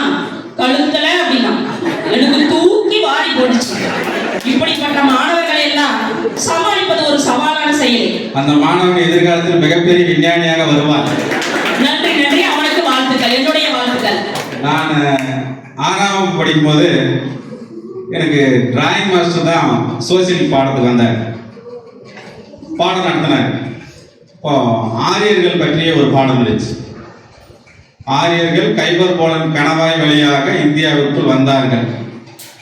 பாடம் நடத்திட்டாரு. அடுத்த நாள் அந்த பாடத்திலிருந்து வினாக்கள் கேட்கிறார். ஆரியர்கள் எங்கிருந்து வந்தார்கள்? அம்மாவத்திலிருந்து வந்தார்கள். ஒரு மாணவன் டக்குன்னு எழுந்து அம்மாவத்திலிருந்து வந்தாங்க சார் என்று இப்படி சில நகைச்சுவைகள் எல்லாம் வகுப்புல நடக்கும். சரிம்மா, தொடரலாம். சரிங்க நடுவர்களே. அப்புறம் இன்னொரு மாணவனை பார்த்து ஒரு கேள்வி கேட்டேன். உலகமே ஒரு நாடக மேடை. ஏமா கேள்வியே கேட்டதா பாடகமா நடத்தல? கேளுங்க. ஃபர்ஸ்ட் பையனை ஒரு ஆர்வத்துக்கு கொண்டு வரணும். அப்பதான் பாடம் நடத்த முடியும். சும்மா போய் பாடத்தையே நடத்திட்டு இருந்தா அவன் போர் அடிச்சு எதையும் கேட்க மாட்டான். அவனும் கேட்டான், நாமளும் கேட்டான். அவனுக்கு டீ வேஸ்ட், அவனுடைய டீ வேஸ்ட். நல்ல ஆசிரியரா நீங்களா? அதுக்கப்புறம் உனக்கு கேள்வி கேட்டேன். உலகமே ஒரு நாடக மேடை, அது நாம எல்லாம் நடிகர்கள் சொன்னதை யாரான்னு கேட்டேன். அம்மா ஃபர்ஸ்ட் என்ன உன்னை ஒரு நடிகரா சேர்த்து விடுங்க, அப்புறம் உங்க கேள்விக்கு நான் பதில் சொல்றேன் அப்படின்னு சொன்னான். இப்படிப்பட்ட மாணவர்களை எல்லாம் சமாளிப்பது ஒரு சவாலான செயல்தான் நடுவர் அவர்களே. மிகப்பெரிய சவாலை எதிர்கொள்வீங்க போல. இன்னொரு மாணவனை பார்த்து ஆடவர்னா யாருன்னு கேட்டேன். அதுக்கு அவன் சொன்ன பதில் நடுவர் அவர்களே, யாரெல்லாம் ஆடுறாங்களோ அவங்களாம் ஆடுறாங்க அப்படின்னு சொன்னா நடுவர் அவர்களே. அதுக்கப்புறம் மகாபாரதத்தை வகுப்புல சொல்ல தொடங்கினேன். அவன் குடுக்குன்னு ஓடியாங்க. அம்மா அம்மான்னு நான் பயந்தே போனேன். அம்மா அம்மாவே பயந்துட்டீங்களா? ரொம்ப கஷ்டப்படாதீங்க, நான் அதை சொல்றேன். என்னுடைய இளைய தளபதி ஒரு பாடகியே அதை சொல்லியிருக்கிறாரு, சொல்றேன் கேளுங்க அப்படின்னா. அப்படியாடா அப்படின்னு. ஆமாங்கம்மா அப்படின்னு. சரி சொல்லடா பார்க்கலாம். அதுக்கு அவன் சொன்ன பாட்டு, ஒரு பொண்ணு வந்து நான் பார்த்தேன், சென்டிமீட்டர் சிரிக்க சொல்லி கேட்டேன், அவ சிரிச்ச சிரிப்புல 100 பேர் செத்து போயிட்டா. ஐயோ ஐயோ பாப்பு பாப்பு அப்படின்னா. ஏண்டா ஏங்கம்மா, அவ பாஞ்சாலி சிரிச்சா 100 பேர் செத்து போயிட்டாங்க, அதெல்லாம் எங்க தலைவனும் சொல்லியிருக்கிறாங்க அப்படின்னா. அப்ப பாப்பு பாப்புன்னு ஒண்ணு சொன்னீங்க, அது என்னடான்னு கேட்டேன். அதுதான்மா பாரத புராணம் பாரத புராணம் பாரத புராணம் அப்படிங்கிற நடுவர் அவர்களே. அதுக்கப்புறம் வகுப்புல இன்னொரு நாள் உங்களுக்கு தெரியாதது இல்லை, 10ஆம் வகுப்புல கம்பராமாயணத்துல ஒரு கம்பருடைய வர்ணனை, அதாவது அயோத்திய காண்டத்துல கங்கைகான் படலத்தில் ராமன் லக்வன் சீதை 3 பேரும் போறாங்க காட்டுக்கு. அப்ப மாலை நேரம், அந்த மாலை நேரத்துல சூரியன் மறையறான். அந்த சூரியன் மறையும் அந்த பொழுது எப்படி இருக்கு நடுவர்களே? பார்த்தாதான் தெரியும். பார்த்தாதான் தெரியுங்களா? சரி நான் சொல்றேன் கேளுங்க. இளஞ்சிவப்பு நிறமாக இருக்கும், வெயில் மஞ்சள் வெயில் அடிக்கும், அது அவனுடைய மேனியில் பட்டது. அது ஒரு வருணனை மிகுந்த ஒரு செய்தி. அதை நான் சொன்னேன். வெய்யோ நொடி தன் மேனியில் விரி சோதியில் மறைய, பொய்யோ எனும் இளையானோடு இளையான் அனுப்போனான், மையோ மரகதமோ மலைமிகிலோ, ஐயோ இவன் வடிவு என்பது ஒரு அழியா அழகுடையான் அப்படின்னு அவன் அதுக்கு சொன்ன பதில். ஐயோன்னு சொல்ல வேண்டியது நீங்களம்மா, மாணவர்கள் தான் சொல்லணும். சொல்றேன் கேளுங்க அவன் சொன்னதையும். அம்மா ராமனையும் இவ்வளையெல்லாம் வர்ணிச்சுங்க. டே நான் வர்ணிக்கலாம், கம்பர் வர்ணிச்சாருடா, நான் வர்ணிச்சிருந்தா. அம்மா உன்னை விட்டுட்டீங்க, சீதையை வர்ணிக்க அவருடைய கண்கள் வர்ணிக்காம விட்டுட்டீங்க அப்படின்னா. என்னடா? ஐயோ ஐயோ அவள் கண்கள் ஐயோ ஐயோ இதை விட்டுட்டீங்களாமா அப்படின்னு சொன்னான். ரசிக்க தெரிந்த மாணவன். அதுக்கப்புறம் ஐயா ஒரு மாணவன், ஏமா நீங்களே கேள்வி கேட்டிருக்கிறீங்க, இப்ப நான் உங்களை ஒரு கேள்வி கேட்க போறேன், அதுக்கு பதில் சொல்லுங்க அப்படின்னு சொன்னான். சரிடா என்னன்னு கேளு. மாணவர்களை ஊக்குவிக்கணுமா இல்லைங்களா? ஊக்குவிக்கணும். ஊக்குவிக்கணும். எங்க தாத்தாவுக்கு எத்தனை கை அம்மா அப்படின்னு. ஏண்டா எத்தனை கை எல்லாத்துக்கும் நடுவர்களே? 2 கைகள். 2 கை தான். 2 கை. நானும் அந்த பதில தான் சொன்ன நடுவர்களே. ஆனா அவன் சொன்னது, நீங்க சொன்னது தவறம்மா, உங்களுக்கு ஒண்ணும் தெரியல, நான் சொல்றேன் கேளுங்க அப்படின்னா. வலக்கை இடக்கை வலுக்கை கொக்கை இப்படிப்பட்ட மாணவர்களை எல்லாம் சமாளிப்பது ஒரு சவாலான செயல்தான் நடுவர்களே. இப்படியே தெரிஞ்சா நான் வந்திருக்க மாட்டேமா.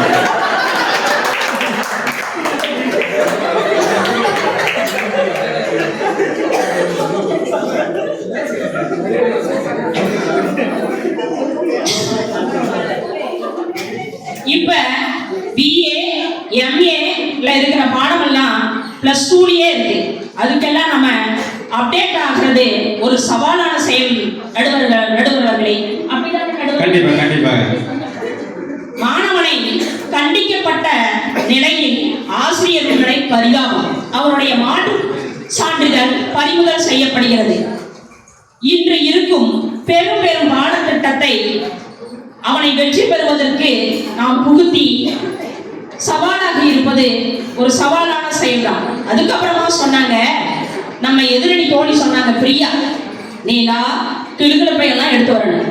அவங்க கிளாஸ்ல பாடம் எடுத்துட்டு போட இல்லை, நிலாவெல்லாம் எடுத்துட்டு வராங்களாம், வானத்துல இருக்கிற நிலாவும் கிளாஸ்க்கு எடுத்துட்டு வராங்களாம், கிளுகிழப்பை எல்லாம் எடுக்கிறாங்க. அப்ப பாடம் நடத்தாங்க, ஒன்றுல என்ன பண்றீங்க தோழி? அதுக்கப்புறம் சொன்னாங்க, நாங்கெல்லாம் சாமர்த்தியமா இருப்போம், நாங்க கொட்டை போடுவோம், அவங்களுக்கே பட்டை போடுவோம் அப்படின்னு சொன்னாங்க. இங்க கொட்டை போட்டாலும் சரி, பட்டை போட்டாலும் சரி, அதுக்கு சவாலாக நாங்க இருப்போம். தெரிஞ்சுக்கோங்க எதிரணி தோழி அவர்களே. நீங்க ரெண்டுமே நீங்களும் போட்டுக்குமா, என்னைய சேர்த்தலையா? ஒரு நகைச்சுவையா இருக்குன்னு தாங்க ஐயா சொன்னேன், மற்றபடி ஒன்றும் இல்லை. எங்களுக்கு அவங்களுக்கு ஒன்று வரப்பு தகராறு இல்லை, இல்லாம தான் சரி. சரி. அதுக்கப்புறமா சொன்னாங்க, வீட்டு பாடத்தை அவன் ஒரு பக்கம் எழுதிட்டு 9 பக்கத்தை ஜெராக்ஸ் போட்டான் அப்படின்னு சொன்னாங்க. ஓ, இப்பதான் நினைக்கிறேன், இப்ப இருக்கிற மாணவர்களுக்கெல்லாம் அடித்தளமா இருக்குது எதிரடி தோழி பிரியான்னு நினைக்கிறேன்.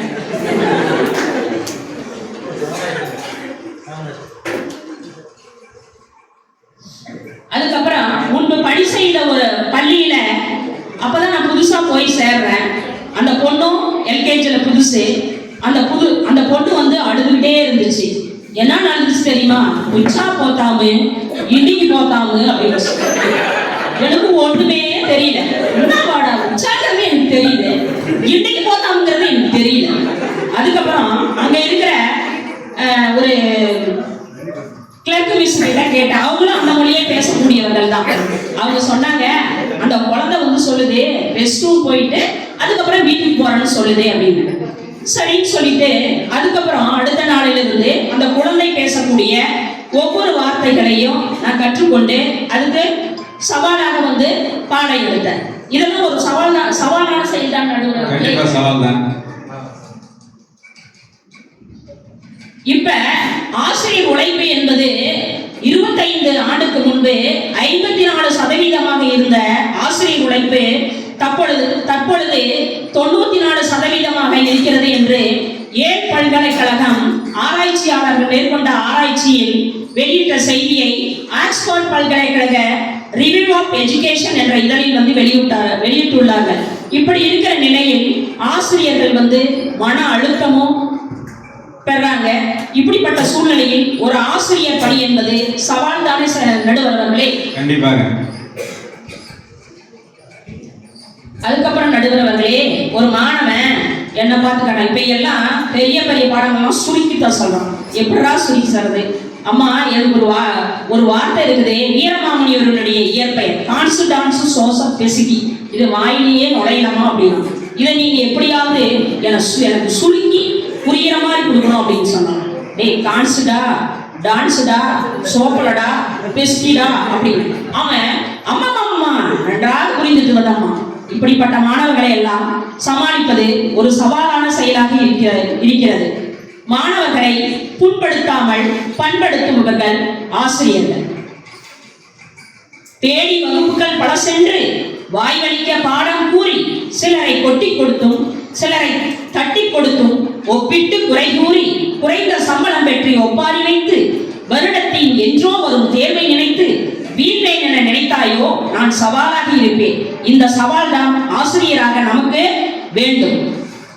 அதுக்கப்புறம் நடுவர்களே, ஒரு மாணவனை செயல் திட்டம் பண்ணிட்டு சொன்னேன். என்னன்னு கேட்டா, மாம்பழம், அதை வந்து வரைபடத்தாளில் வரைஞ்சி தெர்மாக்கூல்ல ஒட்டிட்டு வாடா அப்படின்னு சொன்னேன். அவன் அடுத்த நாள் வரும் பொழுது என்ன செஞ்சான் தெரியுமா நடுவர்களே? சொல்லுங்கம்மா.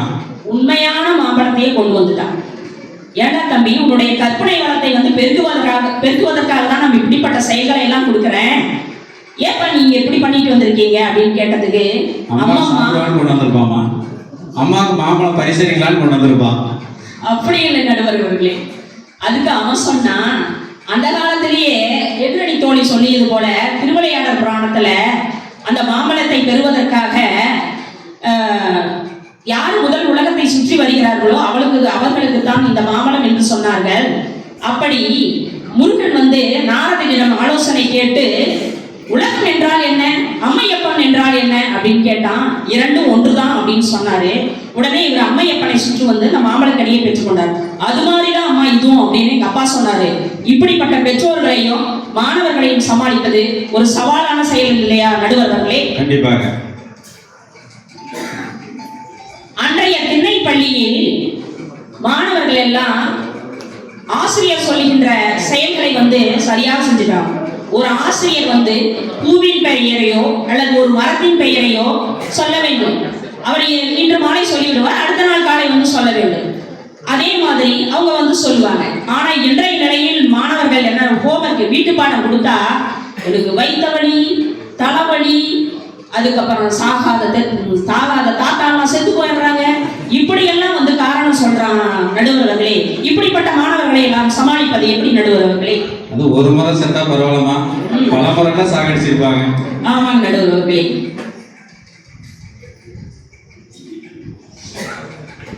அதுக்கப்புறம் கந்த புராணத்தை வகுப்ப சொல்றதுக்காக நான் தொடங்கினேன். அப்ப முன் விளக்கம் கொடுத்தேன். 18 நாளிகை போர் நடந்ததுடா. யார் யாருக்குன்னா சேரன் செங்குட்டுவனுக்கும் கனக விசையருக்கும். அதை சேரன் செங்குட்டுவன் கனக விசையரை கொன்றான் அப்படின்னு சொன்னேன். அடுத்தது 18 நாள் போர் நடந்தது. பாண்டவருக்கும் கௌரவர்களுக்கும், பாண்டவர்கள் கௌரவர்களை கொன்றார்கள் அப்படின்னு சொன்னேன். அடுத்தது 18 மாதம் போர் நடந்தது. ராமருக்கும் ராவணனுக்கும். அதில் ராவணன் கொல்லப்பட்டான். 18 ஆண்டுகள் போர் நடந்தது. முருகபெருமானுக்கும் சூரபத்மனுக்கும். ஆமா, அதெல்லாம் சொல்லாதீங்க, நான் ஒரு பாட்டிலேயே அதை சொல்றேன். கொடுவா மீச அருவா பார்வை, ஆறு முகத்தான் சொல்லி அடிச்சான் தோல் அப்படிங்கிறார் நடுவர் அவர்களே. இப்படிப்பட்ட மாணவர்களை எல்லாம் சமாளிப்பது ஒரு சவாலான செயலையே நடுவர் அவர்களே. கண்டிப்பா அது உங்களால் மட்டும்தான் முடியும். சரிங்க நடுவர் அவர்களே. அப்புறம் இன்னொரு சிறு செய்தியை மட்டும் சொல்லிக்கொண்டு என்னுடைய ஒரு சின்ன மெசேஜ் மட்டும். ஒரு கற்பனையான மச்சான், உண்மையான மச்சான் நினைச்சிட வேண்டாம்.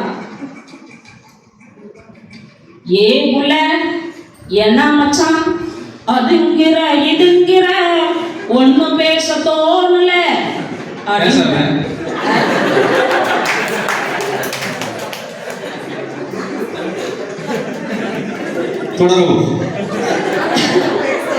அதுக்கு நான் சொன்னேன், அப்படியா மச்சான், எங்க பள்ளியில ஆசிரியர்களுக்கு பட்டிமன்றம் வச்சிருக்காங்க. அதுதான் இது. சவாலா சாமர்த்தியமா ஆசிரியர்கள் இருக்கிறாங்க அப்படிங்கிற தலைப்பட சொல்லியிருக்காங்க. அதுக்கப்புறம் இது மட்டுமல்ல, எங்க பள்ளியில வந்து நாம் எங்கே செல்கிறோம், இன்றைய தேடல், இது மாதிரி நிறைய நிகழ்வுகளை வந்து வகுத்திருக்காங்க. அதுதான் மச்சான் இது. இப்படிப்பட்ட இந்த எங்களுடைய பள்ளியில உங்களுடைய பேரனையும் உங்களுடைய பேத்தியையும் இன்னும் சுற்று இருப்பவர்களையும் கொண்டு வந்து சேர்த்துருங்க மச்சான் அப்படின்னு. அவரும் சரிவுல கொண்டு வந்து சேர்த்துடுறேன் அப்படின்னு சொன்னாரு. இன்று ஏப்ரல் 14ஆம் தேதி முதல் வந்து மாணவர்களுடைய எல்லா வகுப்பு மாணவர்களுக்கும் வந்து சேர்க்கை நடைபெறுகிறது. உங்க பேரன் பேத்தி அக்கம் பக்கத்துல இருக்கிறவங்க எல்லாத்துக்கும் சொல்லிடு மச்சான் அப்படின்னு சொன்னேன். சரி சொல்றேன் புள்ள அப்படின்னு சொன்னாரு. இவ்வளவு நேரம் எனக்கு பேச வாய்ப்பளித்தமைக்கு நன்றி கூறி விடைபெறுகிறேன். நன்றி, வணக்கம்.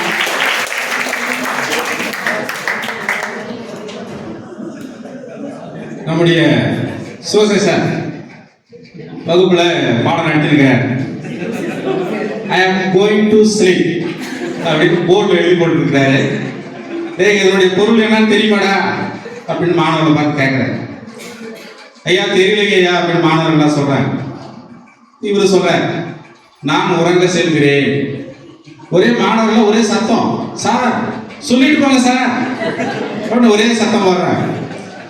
அப்படி சவால் நிறைந்த மாணவர்களை எதிர்கொள்வதை பற்றி அம்மா அவர்கள் அருமையாக தம்முடைய வாதத்தை எடுத்து வைத்தார்கள். அவருக்கு பதிலளிக்கும் விதமாக எதிரணியிலிருந்து நதியா அவர்களை அன்போடு அழைக்கிறேன்.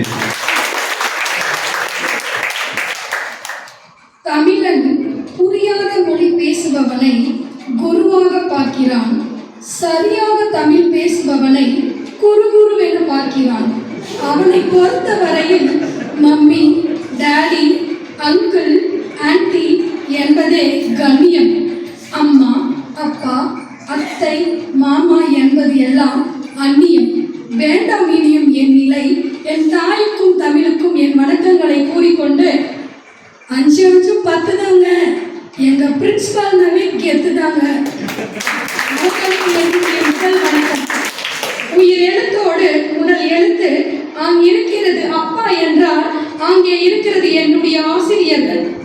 அவர்களுக்கும் அன்னைக்கு பிறகு தன் பிள்ளை என கூறும் ஒரே ஜீவன் எங்கள் ஆசிரியர்கள். அவர்களுக்கும் எனக்கு பேச வாய்ப்பளித்த ஸ்ரீ வெற்றி விகாஸ் பதிவன் மேல்நிலை பள்ளி நிர்வாகத்திற்கும் என்னுடைய வணக்கங்களை கூறிக்கொண்டு, நடுவர் அவர்களே, இது உங்களுக்காக, இது உங்களுக்காக மட்டும். பூக்களின் வித்து நீங்கள், எப்படி? பூக்களின் வித்து நீங்கள், புன்னகையின் கெத்து நீங்கள், எங்கள் பள்ளியின் சொத்தும் நீங்கள் தான், எங்கள் பட்டிமன்றத்தின் கெத்தும் நீங்கள் தான். தீர்வை எங்கள் நீங்கள் வழங்குமாறு கேட்டுக்கொண்டு என் உரையை துவங்குகிறேன். நடுவர் அவர்களே, எனக்காக ஒரு வாட்டி தலைப்பு மட்டும் சொல்ல முடியுமா? அனைவருக்காகவும் சொல்கிறேன். இன்றைய சூழலில் ஆசிரியர் பணி என்பது சவாலான பணியா, சாமர்த்தியமான பணியா? உண்மைதான் ஐயா. இன்றைய சூழலில் ஆசிரியர் பணி சவாலா இல்லை சாமர்த்தியமா? ஐயா, எதிரணியின் சவால்களை வெல்வதே எங்களின் சாமர்த்தியம் அல்லவா? என்ன ஒரு சாமர்த்தியம்! ஐயா, 1008 கதை சொன்னாங்க என் எதிரணி தோழிகள். அது இப்படியா, இது இப்படியா, அதுதான் சவாலா, இதுதான் சவாலான்னு சொல்லிட்டு எவ்வளவு சாமர்த்தியமா பேசிட்டு போனாங்க பாத்தீங்களா? இவ்வளவு நேரம் கதையை எழுதிட்டு இருக்கிறீங்களே, பரவாயில்லையே. இதுல நீங்க தெரிஞ்சுக்கணும் சாமர்த்தியம் தான் அப்படின்னு சொல்லிட்டு. ஐயா, நான் உங்களிடத்தில் சவால் விடலாம், என் எதிரணி தோழிகளிடம் சவால் விடலாம், என் மாணவர்களிடத்தில் சவால் விட முடியுமா? முடிந்தால் விட்டு பாருங்களேன். அப்படி விட்டா அடுத்த நாள் பள்ளிக்கு வரமாட்டாங்க ஐயா. ஐயா, எறும்பு பார்த்திருக்கீங்களா நீங்க? யாரும் பார்க்காத யாரும் இருக்க மாட்டார்கள். ஐயா, அந்த எறும்பினுடைய சாமர்த்தியம் பாருங்க. தன்னுடைய உணவை கொண்டு போற வழியில ஒரு சிறிய வெடிப்பு இருந்துச்சாம். தன்னுடைய உணவையே பாதையாக்கி அதன் மேல் ஏறி பயணம் செய்து தன்னுடைய இருப்பிடத்திற்கு கொண்டு சென்றதாம். இதுல எறும்பினுடைய சவால் பயன்பட்டதா இல்லை சாமர்த்தியம் பயன்பட்டதா? தாங்களே கூறுங்க. சாமர்த்தியம் தாமா. நடுவர் அவர்களே, நீங்கள் ஒரு MA, நான் ஒரு LKG. அங்கங்க எதுக்கு ஐயா போகணும்? ஏமா MA பிஎட்மா? ஐயா, LKG வகுப்பு பார்த்துருக்கீங்களா? அதாவது ஒரு வாரத்துக்கு முதல் நாள் ஸ்கூலுக்கு வந்தோடனே பார்த்தீங்கன்னா ரொம்ப அழுதுனே இருப்பான்.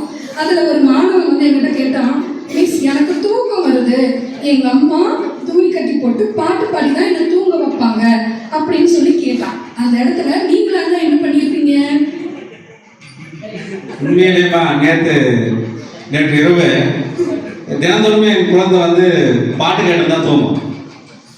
சரி, நேற்று திடீர்னு செல்லு சுவிட்ச் ஆஃப் ஆகிடுச்சு. அதை ஆன் பண்ணல, ஏதோ செல்லு பிரச்சனை, ஆன் ஆகலை. குழந்தை வேறு தூங்க மாட்டேன்னு அடம் பிடிக்குது. என்ன பண்ணுறது? அவங்க அம்மாவும் தூங்கிட்டாங்க, நான் தான் தூங்க வைக்கணும். சரி, ஏதோ நமக்கு தெரிஞ்ச ஒரு பாட்டு பாடலாமேன்ட்டு, தென்பாண்டி சீமையிலே தேரோடும் வீதியிலே மண் போல வந்தவனே யாரடித்தாரோ யாரடித்தாரோ அப்படின்னு பாடணுமா? அந்த குழந்தை, அப்பா வேற பாட்டு பாடுப்பா, ஜானி ஜானி எஸ் பாப்பா, அது மாதிரி பாடுப்பா. அப்பதான் தெரிஞ்சுக்கிறேன், ஓ நம்ம ஒன்றும் அப்டேட் ஆகலை அப்படின்னு. ஐயா, அந்த இடத்தில் ஒரு தாயாகவும் ஆசிரியராகவும் என்னுடைய சாமர்த்தியத்தால் மட்டுமே அந்த குழந்தையை தூரியிலே ஆட வந்த வானத்து மேல் விளக்கே, ஜூலையிலே கண்டெடுத்த அற்புத ஆணினத்தை நடுவர்களே, சவால் பயன்படுத்ததா இல்லை சாமர்த்தியம் பயன்படுத்ததா? சித்ரா கூட இந்த அளவுக்கு சாமர்த்தியமா பாடியிருக்காங்க. நடுவர்களே, சொல்றீங்களா இல்ல உப்பு சொல்றீங்களா? அப்புறமா சொல்றோமா?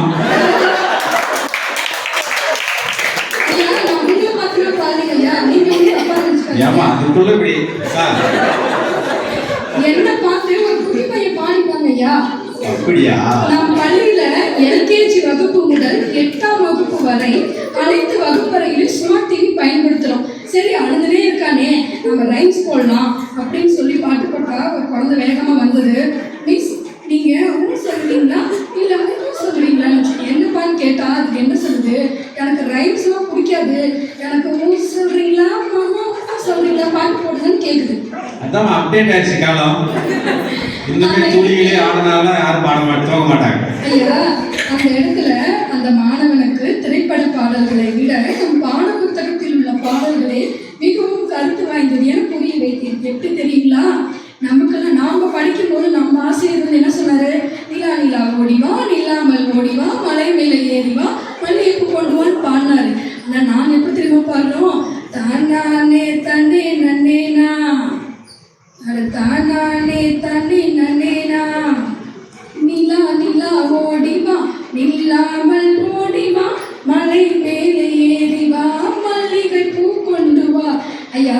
என மாறி மாறி கூறி ஆடி பாடி அந்த மாணவனுக்கு திரைப்பட பாடல்களை விட நம் பாட புத்தகத்தில் உள்ள பாடல்களே மிகவும் கருத்து வாய்ந்தது என புரிய வைத்தேன். நடுவர் அவர்களே, தொட்டில் பழக்கம் சுடுகாடு வரைக்கும். தொட்டிலின் ஆசிரியர்கள் சாமர்த்தியமாக கல்வியை செயல்படுத்தினால் மட்டுமே சுடுகாடு வரைக்கும் கல்வியை பயன்படுத்த முடியும். இங்கே தொட்டில் என்பது LKG வகுப்பு. ஐயா, ஒரு மாணவன் இருக்கான், வாரத்துக்கு 2 நாள் மட்டும்தான் ஸ்கூலுக்கு வருவான். சரி, நாங்கள் என்னமோ பண்ணி பார்த்தோம். அவங்க அம்மாவுக்கு கால் பண்ணோம். அவங்க அம்மா சொன்னாங்க, வீட்டில் ரொம்ப செல்லங்க, நீங்கள் கொஞ்சம் மிரட்டுங்க, நாங்கள் என்ன சொன்னாலும் கேட்க மாட்டேங்கிறோம், நீங்கள் சொன்னீங்கன்னா கேட்பாங்க அப்படின்னு சொன்னாங்க. மிரட்டந்தாமா 2 நாள் வரான், மிரட்டாம அன்போடு இருந்தீங்கன்னா வாரம் முழுக்க கிளாஸ் வந்துருப்பாமா. அடுத்த நாள் அந்த மாணவன் பள்ளிக்கு வந்தாங்க. ஐயா, நான் வந்து கூப்பிட்டு, தங்கம் வந்து செல்லம், நீங்கள் எல்லாம் படிச்சுக்கணும், நிறைய நாள் ஸ்கூல் டெய்லி வரணும், வந்தால் தான் போலீஸ் ஆக முடியும், டாக்டர் ஆக முடியும், வக்கீல் ஆக முடியும், இந்த மாதிரி டீச்சர் ஆக முடியும் நான் சொன்னேன். ஐயா, அதுக்கு அந்த மாணவன் கேட்குற மாதிரி இல்லை. அதுக்கு அவன் சொல்கிறான், என்கிட்ட சவால் வரும், நீ ஐயா என்ன புரிஞ்சிச்சிங்களா உங்களுக்கு? மிகப்பெரிய சவாலாக இருக்கிறது புரிஞ்சுக்கிறதுக்கு. ஐயா, புரியுடா தங்கம், கொஞ்சம் அல்லாமல் சொல்லு அப்படின்னு சொன்னாமா. அதுக்கு என்ன சொல்லலாம், நம்ம எதிரணி தொழில் சொன்னாங்க அனிதா, நான் யார் தெரியுமா, என் அப்பா தெரியுமா, எங்கே நீ சொல்றியா நீ, நான் நீ இந்த வழியே தானே வருவேன், நான் ஆள் வச்சு நான் தூக்குறேன்னா இல்லையா பாரு அப்படின்னு சொல்லி எங்களுக்கு சவால் விட்டான். ஐயா, நான் சொன்னேன், அவன் குழந்தை இல்லையா, விளையாட்டுத்தனமா சொன்னேன், டேய் உன் அப்பா வந்து ஆள் வச்சு முதல்ல என்ன தூக்குறது இருக்கட்டும், நீ உன்னையே தூக்கி காமி அப்படின்னு நான் சொன்னேன். அவன் குழந்தை இல்லையா, அவன் என்ன பண்ண ட்ரை பண்ணிட்டு எதுவுமே பேசலைங்க. ஐயா, போய் அமைதியாக உட்காந்துக்கிட்டாங்க. நானும் என்ன பண்ண எதுவுமே நான் சொல்லலைங்க. ஆனால் அடுத்த நாள் நான் முடிவு எடுக்கவே இல்லை, கரெக்டாக வந்துட்டான். நடுவர் அவர்களே, தவறுகளை திருத்த தண்டனை கொடுத்து, திறமைகளை ஊக்குவிக்க பரிசுகள் கொடுத்து, சிந்தனையை தூண்டி சிற்பங்களை செதுக்கும் சிறந்த சிற்பிகள் தான் நம்ம ஆசிரியர்கள். இன்றைய சூழலில் ஆசிரியர்கள் சாமர்த்தியத்தால் மட்டுமே ஒரு சிறந்த மாணவனை உருவாக்க முடியும், சவாலால் அல்ல என கூறிக்கொண்டு நம்ம அனுபவி அம்மா சொன்னாங்க, நிலாவை எப்போ காமிப்பீங்க. ஐயா, எதிரிங்க சொன்னாங்க இல்லைங்களா, நாங்கள் சொன்னோம், நிலா வந்து நம்ம ஸ்மார்ட் கிளாஸில் டெய்லி காமிப்போம். ஐயா, சாப்பிடாத குழந்தைய சாப்பிடுங்கன்னு சொல்லி காமிப்போம். எல்லாரும் நல்லா சாப்பிட்டீங்கன்னா ஸ்மார்ட் கிளாஸ் கூட்டிகிட்டு போகிறோம் அப்படின்னு சொல்லுவோம் நாங்கள். ஐயா, இந்த ஹாஸ்பிட்டல் நிலைமை பாருங்க, கிளாஸில் இருக்கும் வந்தவனே சொல்லுவான், ப்ளீஸ் அவன் என்னை அடிச்சுட்டான், இவன் கிள்ளிட்டான், என் பென்சிலை காணும், எப்போதான் லீவு, நாளைக்கு லீவா, அம்மா கிட்ட போகணும். ஒரு குழந்தை சொல்லும் எனக்கு பசிக்குதுன்னு சொல்லும், ஒரு குழந்தை பார்த்தீங்கன்னா எனக்கு வேணாம்னு சொல்லும், ஒரு குழந்தை பார்த்தீங்கன்னா எனக்கு சாப்பாடு பிடிக்கலன்னு சொல்லும். ஐயா, நம்ம ஆசிரியர் பண்ணி பாருங்க, நம்ம ஆசிரியர்கள் ஒரு நாளும் ஒரு மணி நேரமும் ஒரு நிமிடமும் அஜித் படம் பார்த்தீங்களாமா? இன்றைய சூழலில் சாமர்த்தியத்தால் மட்டுமே அனைத்து மாணவர்களையும் நல்வழிப்படுத்த முடியும் என்பதே எனது ஆணித்தரமான வாதம். ஐயா, தங்களின் சாமர்த்தியத்தால் மட்டுமே நடுவராக வந்துள்ளீர்கள் என்பதை நினைவில் கொண்டு தீர்ப்பை எங்களுக்கு சாமர்த்தியமாக வழங்குமாறு கேட்டுக்கொண்டு விடைபெறுகிறேன். நன்றி.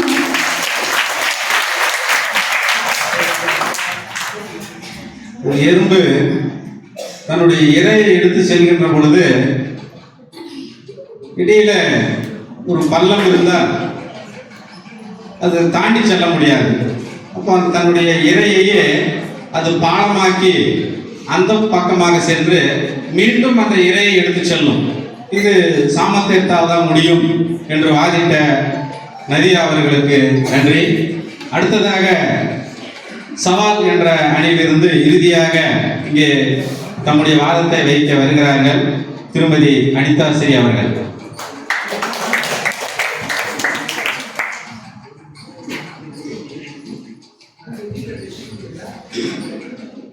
ஆதியில் பிறந்த மொழி, தென் பொதிகையில் தவழ்ந்த மொழி, கம்பன் கவிவடித்த மொழி, என் பாரதி கர்ஜித்த மொழி. என் உடல் சாம்பலானாலும் சாம்பலோடு பூத்து கமழும் வீரம் முழங்கும் என் தாய்மொழி, என் தமிழ் மொழியே, உன்னை வணங்கி என் உரையை தொடங்குகிறேன். இன்றைய நவீன உலகில் மனிதனுக்கு இணையாக, மனிதனுக்கு மாற்றாக எத்தனையோ தொழில்நுட்ப வளர்ச்சி வந்தாலும் ஆசிரியருக்கு நிகர் ஒரு ஆசிரியரே எனும் உண்மையை உலகிற்கு எடுத்துச் சொல்ல இந்த அருமையான நன்னாளிலே ஆசிரியர்களுக்காக இந்த தலைப்பை ஏற்படுத்தி கொடுத்த நம் பள்ளி நிர்வாக பெருமக்கள் அனைவருக்கும் என் நன்றி கலந்த வணக்கத்தை தெரிவித்துக் கொள்கிறேன். நம் பள்ளியின் முதல்வர் அம்மா அவர்களுக்கும் மற்றும் இருபால் ஆசிரியர் பெருமக்களுக்கும் வணக்கத்தை தெரிவித்துக் கொண்டு தலைப்பிற்குள் செல்கிறேன். இன்றைய சூழலில் ஆசிரியர் பணி என்பது சவாலே. நடுவர் அவர்களே, இந்த தலைப்பை பத்தி நீங்க என்ன நினைக்கிறீங்க? நான் நினைக்கிறதுக்கு என்னமா இருக்குது. இந்த பக்கம் பார்த்தா 4 சிறந்த பேச்சாளர்கள், இந்த பக்கம் பார்த்தாலும் 4 சிறந்த பேச்சாளர்கள். இவர்களுக்கு மத்தியில் ஒரு கத்துக்குட்டியை உட்கார வைத்து விட்டார்களே, எவ்வளவு பெரிய சவால் இது என்றுதான் எனக்கு தோன்றுகிறது. புரிகிறதா? சவாலான அணிக்கு பேசுவது எவ்வளவு சவாலான செயல் என்று. பாடத்திட்டத்தை தாண்டி ஒரு ஆசிரியரின் சவாலை பற்றி தான் இன்று நான் பேச போகிறேன். 5 மணிக்கு அலாரம் வச்சு 5 முறை ஆஃப் பண்ணி அம்மா கிட்ட திட்டு வாங்கி தலையில ஒரு கொட்டு வாங்கி கெஞ்சி கெஞ்சி கேட்டு புரண்டு புரண்டு படுத்து புத்தகத்தை எடுத்து வேண்டா வெறுப்பா புரட்டி பொழுது விடிச்ச பின்னே பொழப்ப பார்க்கலான்னு ஸ்கூலுக்கு கிளம்பி வராங்க நம்ம பிள்ளைங்க. மிக சரியாக சொன்னீங்கம்மா. இவங்க இப்படி இருக்க எப்படியாவது நம்ம வழிக்கு இவங்களை கொண்டு வந்து நல்லா படிக்க வச்சு ஒரு 20 இல்லாட்டியும் ஒரு 10 சென்டமாவது வாங்கிடணும் அப்படின்னு 10 சென்டத்தை வாங்கி ஒரு ஷீல்டோ மெடலோ ஏதோ ஒரு பரிசு பொருளை நிர்வாகத்திட்ட இருந்து வாங்கிடணும்னு பல கனவுகளோட நம்ம வகுப்பறைக்குள்ள சென்றால் மாணவர்கள் பண்ற லூட்டிய பாருங்க நடுவர் அவர்களே. சொல்லுங்கம்மா. கிளாஸுக்குள்ள என்ட்ரி ஆகும் போதே மாணவர்கள் வாத்தி கம்மிங் ஒத்தை ரக்கிட ரக்கிட ரக்கிட ஓ அப்படிங்கிறான். நாகரிகம் தெரிந்த மாணவர்கள் ஒரு ஆசிரியரை இன்முகத்தோடு வரவேற்க வேண்டும் என்று வரவேற்கிறார்கள். நாங்கள் மட்டும் என்ன சளைத்தவர்களா என்று மாணவிகளும் அடியா இது என்ன ஃபீலு உன்னால நான் ஃபெயிலு அப்படின்னு பாட்டு பாடுவாங்க நடுவர் அவர்களே. ஒரு உண்மையை போட்டு உடைத்து இருக்கிறார்கள். இப்படிப்பட்ட விசித்திரமான மாணவர்கள் கிட்ட மாட்டிக்கிட்டு ஒவ்வொரு நாளையும் நாங்கள் சவாலாகத்தான் எதிர்கொள்கிறோம் நடுவர் அவர்களே. இவர்களிடம் கொஞ்சம் கூட முகம் சுளிக்காமல் வேண்டா வெறுப்பாக நடந்து கொள்ளாமல் அம்மாணவர்களை நாங்கள் நல்வழிப்படுத்தி தேவைகளையும் தேர்வுகளையும் எடுத்துச் சொல்லி வெற்றியையும் காண செய்கிறோம் நடுவர் அவர்களே. கொஞ்ச நேரத்துக்கு முன்னாடி எதிரணி தோழிகள் பேசினாங்க. திருமதி நிரோஷா டீச்சர் அவங்க பேசினாங்க, கேள்வி நேரம் என்பது மாணவர்கள் டேலண்டா கொஸ்டின்ஸ் கேட்கறாங்க, நாங்க அதை சாமர்த்தியமா பதில் பேசுறோம் அப்படின்னு. இது கடந்த சில நாட்கள்ல நடந்த ஒரு உண்மை நிகழ்வு. ஒரு ஆசிரியர் கிட்ட ஒரு மாணவன் கேட்கறான், what is the taste of the potato? இந்த கேள்விக்கு நீங்க சாமர்த்தியமா பதில் அளிப்பீங்களா, சரியான பதில் அளிப்பீங்களா? நடுவர் அவர்களே, இந்த கேள்விக்கு கூகுள்லயே விடல. எனவே அந்த ஆசிரியை அடுத்த நாள் கூகுள் போன்ற பல வகையான விஷயங்கள்ல தேடி கண்டுபிடிச்சு சரியான விளக்கத்தை கொடுப்பது ஒரு சவாலான செயல்பாடு தான். மற்றும் நம் பிரியா தோழி அவர்கள் சொன்னாங்க, சாமர்த்தியமானவங்களாலதான் சரித்திரத்துல இடம் பிடிக்க முடியும் அப்படின்னாங்க. அப்ப நம்ம காந்தியடிகள், சுபாஷ் சந்திர போஸ், தீரன் சின்னமலை, பூலித்தேவன், கட்டதேவன் போன்றோர் போராடியது சாமர்த்தியமான செயலா சவாலான செயலா? சாமர்த்தியமாக இருந்திருந்தால் அவர்கள் ஆங்கிலேயருடைய அமைச்சரவையில் இடம்பெற்றிருப்பார்கள். ஆனால் அவர் சவாலாக எடுத்து செயல்பட்டதால் தான் தன்னுடைய இன்னுயிரை மாய்த்தார்கள். மேலும் நம் தோழி நதியா அவர்கள் சொன்னார்கள், எல்கேஜி குழந்தைங்களை பயங்கரமா நாங்க கையாள்கிறோம் நாங்க அப்படின்னு சொன்னாங்க. சோ நான் சொல்றேன், ஒரு நாள் 2 நாள் நீங்க சாமர்த்தியமா சமாளிக்கலாங்க, வருஷம் முழுவதும் உங்களால சாமர்த்தியமா சமாளிக்க முடியுமா? அதுதான் என்னுடைய சவால். கண்டிப்பாக அது ஒரு மிக சவாலான ஒரு செயல் தான் நடுவர் அவர்களே. அடுத்ததாக ஹையர் செகண்டரிக்குள்ள போலாம். போகவே இல்லைங்க, கொஞ்சம் கொஞ்சமா போலாம் நடுவர் அவர்களே. கிளாஸ் ரூம்ல நம்ம மாணவர்கள் அடிக்கிற லூட்டி சொல்லித்தான் தெரியணுமா? கிளாஸ்லயே மொபைல் யூஸ் பண்றான், டீச்சர்ஸ் கிளாஸ் எடுத்து அதை போட்டோ எடுத்து அப்லோடு வேற செய்யலாம். சரி, கிளாஸ் ரூம்ல தான் இவ்வளவு அட்டகாசம் பண்றான்னு பார்த்தா பிரேக் பீரியட்ல ரெஸ்ட் ரூம்ல இவனுக்கு அடிக்கிற லூட்டி இருக்கே நடுவர் அவர்களே. போர் வீரர்களாகவே மாறி அதை வேறு ஏன் பேசிக்கொண்டு சென்சார் செய்து விடலாம் நடுவர் அவர்களே. சரி, வேணா விடுமா. ஒரு டெஸ்ட் எழுதுறத பத்தி சொன்னோம் நடுவர் அவர்களே. மாணவர்கள் கிட்ட, தம்பி ஒரு டெஸ்ட் பேப்பர்ல பிரசன்டேஷன் இப்படி இருக்கணும்டா, கையெழுத்து முத்து முத்தா இருக்கணும்டான்னு சொன்னா இவன் முத்துமணி மாலன்னு பாடல் எழுதி நம்மளையே வெறுப்பேற்றான் நடுவர் அவர்களே. அது மட்டும் இல்லாம ஒரு கேள்வி, அதுக்கு அவனுக்கு பதில் தெரியல. சோ தெரியாத கேள்விக்கு புரியாம பதில் எழுதி அது பதில் அவனுக்கும் தெரியாது, திருக்கிற நமக்கும் தெரியாது. அதுக்கு எப்படி மார்க் போடுறது நடுவர் அவர்களே? இது சவாலான செயல் இல்லையா? நீங்க தெரியாம கேள்வி கேட்டு அவனை குழப்பலாம் நினைச்சீங்க. அவன் தெரியாத பதில் எழுதி உங்களையே குழப்பிட்டான். நம்மளை குழப்பறதுல மாணவன் ஒரு எக்ஸ்பர்ட் நடுவர் அவர்களே. அந்த அதி புத்திசாலிகளையும் படிக்க வைத்து தேர்வில் வெற்றி பெற வைப்பதுதான் எங்களுக்கு மிகப்பெரிய சவாலான செயலாக இருந்தது.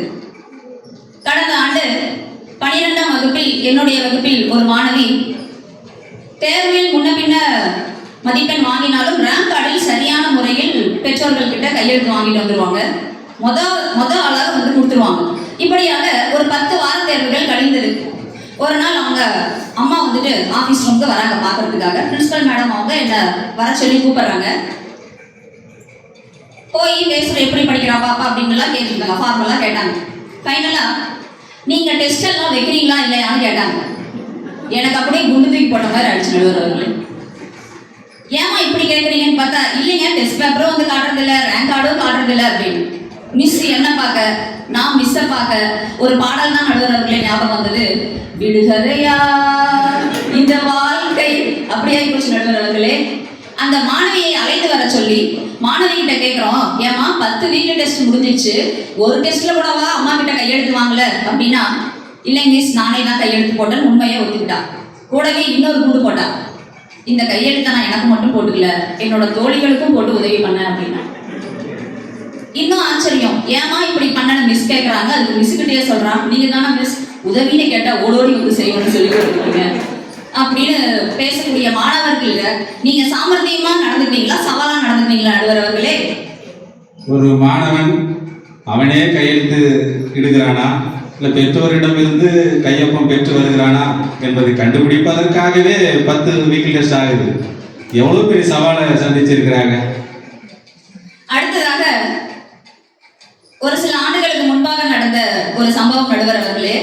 நான் அறிவியல் ஆசிரியர் என்பதால் ஊட்டச்சத்து சம்பந்தப்பட்ட பாடம் கண்டிப்பாக வரும் அறிவியல் புத்தகத்தில். அதை சார்ந்த ஒரு பாட வேளையில் காய்கறிகள் பழ வகைகள் அவை எவ்வளவு உடலுக்கு நல்லது என்பதை பற்றி பாடம் நடத்தி கொண்டிருக்கையில் ஒரு சில மாணவர்கள் இருந்து மிஸ் ஒரு மாணவனை சுட்டி காட்டி, இவன் சதா தோசை சட்னியே கொண்டு வரான் மிஸ் லஞ்சுக்கு, ஆண்டு முழுவதும் தோசை சட்னி தான் மிஸ், ஒரு நாள் கூட அவன் ரைஸோ சாம்பாரோ வெஜிடபிள்ஸோ இல்லவே இல்லை அப்படின்னா. நான் அன்பாக கூப்பிட்டு அதட்டுறேன், ஏண்டா தம்பி டெய்லி தோசை சட்னியை சாப்பிட்டு இருந்தா உடலுக்கு எப்படா ஸ்ட்ரென்த்து, நல்ல ஆரோக்கியமான ஃபுட்டு கொண்டு வரணும், நாளையிலிருந்து நீ தோசையை கொண்டு வரக்கூடாது சட்னியை கொண்டு வரக்கூடாது, கண்டிப்பாக சாதம் சாம்பார் பொரியல் இதெல்லாம் கொண்டு வரணும்னு சொல்லி அனுப்பிச்சிட்டேன். இவன் வீட்டுக்கு போய் என்ன சொன்னானோ தெரியல நடுவர் அவர்களே. 4 மணிக்கு போனால் 5 மணிக்கு ஃபோன் வருது நடுவர் அவர்களே. பிரின்சிபல் மேம் கிட்ட ஃபோன் பண்ணி சொல்றாங்க, ஏன் மகன் எதை சாப்பிட்டா உங்களுக்கு என்ன, என்னால எதை செய்து கொடுக்க முடியுமோ அதை தான் செய்து கொடுப்பேன் அப்படின்னு நம்மளையே மிரட்டுறாங்க. இப்படிப்பட்ட பெற்றோர்கள் கிட்டையும் வேலை பார்க்கறது உண்மையிலேயே சவாலான செயல் தான் நடுவர் அவர்களே. பெற்றோர்களுக்கு சரியான புரிதல் இருக்காது. அதனாலதான் நம்முடைய பள்ளியில இறைவணக்க கூட்டத்திலே உடல் நலம் காப்போம் என்ற நிகழ்வு சேர்க்கப்பட்டு அது மாணவர் மூலமாக அனைத்து பெற்றோர்களுக்கும் எடுத்து சென்ற பெருமை நம்முடைய பள்ளியை சேர்ந்தது. இனிமேல் உங்களுக்கு அப்படிப்பட்ட சிரமம் இருக்காது. ஆமாம் நடுவர் அவர்களே. அடுத்ததாக பேரண்ட்ஸ் டீச்சர்ஸ் மீட்டிங் ஒரு நாள் நடந்தது. கடந்த ஆண்டு நடந்த ஒரு சம்பவம். 9ஆம் வகுப்பு மாணவனின் பெற்றோர் வந்திருக்காங்க. அவன் கொஞ்சம் மெல்ல கற்கும் மாணவன். அவங்க பேரண்ட்ஸ் வந்து எப்படிங்க படிக்கிறான் அப்படின்னு ஃபார்முலா கேட்குறாங்க. நாங்கள் சொல்கிறோம் நல்லா படிக்கிறாங்க, முன்னத்தை காட்டிலும் இப்போ இம்ப்ரூவ் ஆயிருக்கான், பாடங்களை சரியாக கவனிக்கிறான் அப்படின்னு. சரி பேரண்ட்ஸ் கிட்ட அவன் ஆக்சுவலி அப்படிலாம் பண்ணுற பையன் கிடையாது, வேடிக்கை பார்ப்பான், ஹோம்ஒர்க் கொடுத்தா ப்ராப்பராக பண்ண மாட்டான். பேரண்ட்ஸ் நம்மளை நாடி வந்திருக்காங்க, பாசிட்டிவாக சொல்லி அனுப்புவோம், அப்புறம் அவனை கொஞ்சம் கொஞ்சமாக பிக்கப் பண்ணிக்கலான்ற எண்ணத்தில் சொன்னா அவனை பற்றி எனக்கு நல்லா தெரியுங்க, இப்போ நீங்கள் சொன்னதை தான் என்னால் நம்ப முடியலங்கிறாரு அவன் அப்பா. எவ்வளோ பெரிய சவால். இதுவும் ஒரு சவால் தான் நடுவர் அவர்களே. 16ஆம் வகுப்புல ஒரு மாணவன் நடத்திய ஒரு கூத்து. வழக்கம் போல பாட வேளையில் வகுப்பிற்கு செல்கிறேன். நான் பாட்டுக்கு வழக்கம் போல ஒரு டாபிக் நடத்தி கொண்டிருக்கிறேன். எல்லாருமே நன்றாக கவனித்துக் கொண்டிருந்தார்கள். என்னைக்கு வந்திருந்தாலும் ஒருத்தன் கண்ணை கூட இன்னைக்கு நடுவர்களே வெச்சக்கண்ணை வாங்காம கவனிச்சுக்கிட்டே இருந்தான். ஓ அப்ப பாடம் நல்லா இன்ட்ரெஸ்டா இருக்கு போல அப்படின்னு நானும் படமா வரைஞ்சு தள்ளுறேன், எக்ஸ்பிளனேஷனா கொடுக்குறேன். ஆங்கல ஊங்கல தலையை கூட அசைக்கல, கண்ணை கூட சிமிட்ல அப்படியே பார்த்துட்டு இருந்தான். அப்படிதான் நடுவர்களே நானும் நினைச்சேன். நானும் ஆர்வ ரீதியில பயங்கரமா நடத்தி முடிச்சுட்டு அப்புறமா ஒரு 35 நிமிஷம் கழிச்சு ஒரு லேசா சந்தேகம் வந்தது. இவன் உண்மையிலேயே பிசிக்கலா இருக்கானா மென்டலா இருக்கானான்னு ஒரு டவுட். அவன் பேரை சொல்லி அழைக்கிறேன். தம்பி ஒரு தடவை நோ ரெஸ்பான்ஸ், தம்பி ரெண்டாவது தடவை நோ ரெஸ்பான்ஸ், தம்பி மூணாவது தடவை ஓஹோ. பேரை சொல்லி கூட்டாதாமா திரும்பாப்பா. தம்பி தம்பினா யாரோ ஒருத்தர் நினைச்சிருப்பான். அவன் பேரை குறிப்பிடக்கூடாது என்பதற்காக தான் நடுவர் அவர்களே தம்பி என்று உங்களிடம் கூறினேன். பக்கத்தில் இருக்க மாணவனிடம் எழுப்ப சொல்லி சொல்லும் போது அவனை ஒரு குழுக்கு குளிக்கிட்டான் நடுவர் அவர்களே. இவன் செய்த செயல் என்ன தெரியுமா? தடால் என்று எழுந்து குட் மார்னிங் மிஸ் என்கிறான் நடுவர் அவர்களே. நல்லா தாலாட்டு பாடி இருக்கீங்க. அப்படியானால் அந்த 35 நிமிடம் அவன் என்ன கவனித்துக் கொண்டிருந்தான்? அப்பொழுதுதான் எனக்கு புரிந்தது, கண்ணை விழித்துக் கொண்டே தூங்கும் மகா வித்தைக்காரன் என்று. இப்படியும் மாணவர்கள் உள்ளார்கள், அவர்களையும் நாங்கள் சமாளித்துக் கொண்டுதான் இருக்கிறோம் நடுவர் அவர்களே. அது மட்டும் இல்லாமல் ஒரு 10 ஆண்டுகள் இருக்கும். இது உண்மையில் நடந்த சம்பவம். இப்பொழுது வரைக்கும் என்னுடைய ஆள் மனதில் இருந்து நெருடி கொண்டிருக்கக்கூடிய ஒரு சம்பவம் நடுவர் அவர்களே. என்னம்மா சம்பவம்? சொல்லுகிறேன் கேளுங்கள். ஹையர் செகண்டரி படிக்கக்கூடிய ஒரு மாணவி, மிகவும் ஒழுக்கமான, அமைதியான, நன்றாக படிக்கக்கூடிய ஒரு மாணவி. ஹோம்ஒர்க்லாம் கொடுத்தா டக்கு டக்குன்னு பண்ணிட்டு வந்துருவாங்க. நம்ம தாரணி மாதிரிங்களா? தாரணி மாதிரிங்க, கரெக்ட் தான். அப்படி இருக்கும் பொழுது ஒரு சில நாட்களாகவே அந்த மாணவி சரியாக பாடங்கள் கவனிப்பதில்லை, நண்பர்கள் தோழிகள் கூடவும் சரியாக பேச்சுவார்த்தை இல்லை, லஞ்சு சரியா சாப்பிட்றதில்லை. நானும் நோட் பண்ணிக்கிட்டே தான் இருக்கேன். அந்த பொண்ணுக்கு கண்ணை சுத்தி கருவளையமே வந்துச்சு நடுவர் அவர்களே. கூப்பிட்டு ஒரு நாள் எதேச்சியா கேட்டேன், ஏமா நல்லா இருக்கே, என்னாச்சு, ஆளும் மெலிச்சுக்கிட்டே போறியாமான்னு கேட்டதுக்கு அந்த பொண்ணு வாயை திறக்கலைங்க. அதுக்கு முன்னாடி நல்லா பேசும் நம்ம கிட்ட. சரிங்க, ஏதோ ஒரு பர்சனலா ஏதோ இது போல, அப்புறமா ஃப்ரீயா இருக்கும்போது கேட்டுக்கலாம் நினைச்சிட்டேன். இப்படி நாட்கள் சென்று கொண்டிருந்தது. ஒரு நாள் ஈவினிங் கிளாஸ் அந்த பள்ளியில் அன்றைக்கு ஈவினிங் கிளாஸ்ல நான் மட்டும்தான் லேடி ஸ்டாஃப், நீங்க எல்லாம் ஜென் ஸ்டாஃப் அவங்க கிளாஸ் பார்த்துட்டு இருந்தாங்க. அன்னைக்கு நான் 10th கிளாஸ்ல இருக்கேன், இந்த பொண்ணு 11th இருக்கு. ஈவினிங் கிளாஸ் நடத்திட்டு இருக்கேன். எக்ஸ்கியூஸ் மீ மிஸ்ன்னு வந்துச்சு அந்த பொண்ணு கிளாஸ்க்கு. சொல்லுமா அப்படின்னு. மிஸ் உங்க கூட கொஞ்சம் தனியா பேசணும் மிஸ் அப்படின்னு.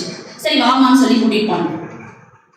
தனியா ஸ்டாஃப் ரூமுக்கு கூட்டிட்டு போயிட்டு, என்னம்மா சொல்லுமா, ஏதோ பேசணும்னு சொன்னீங்களேன்னு கேட்கும் பொழுது அந்த பொண்ணு சொல்றாங்க, மிஸ் எனக்கு சாகணும் போல இருக்கு அப்படின்னு. எனக்கு அப்படியே தூக்கி வாரி போட்டுருச்சு நடுவர் அவர்களே. நீங்க ஒரு விஷயம் கவனிச்சுக்கணும், அன்னைக்கு லேடி ஸ்டாஃப் யாரும் இல்லை. இதுக்கு முன்னாடி இப்படிப்பட்ட ஒரு சவாலை நான் சந்திச்சதே இல்லை.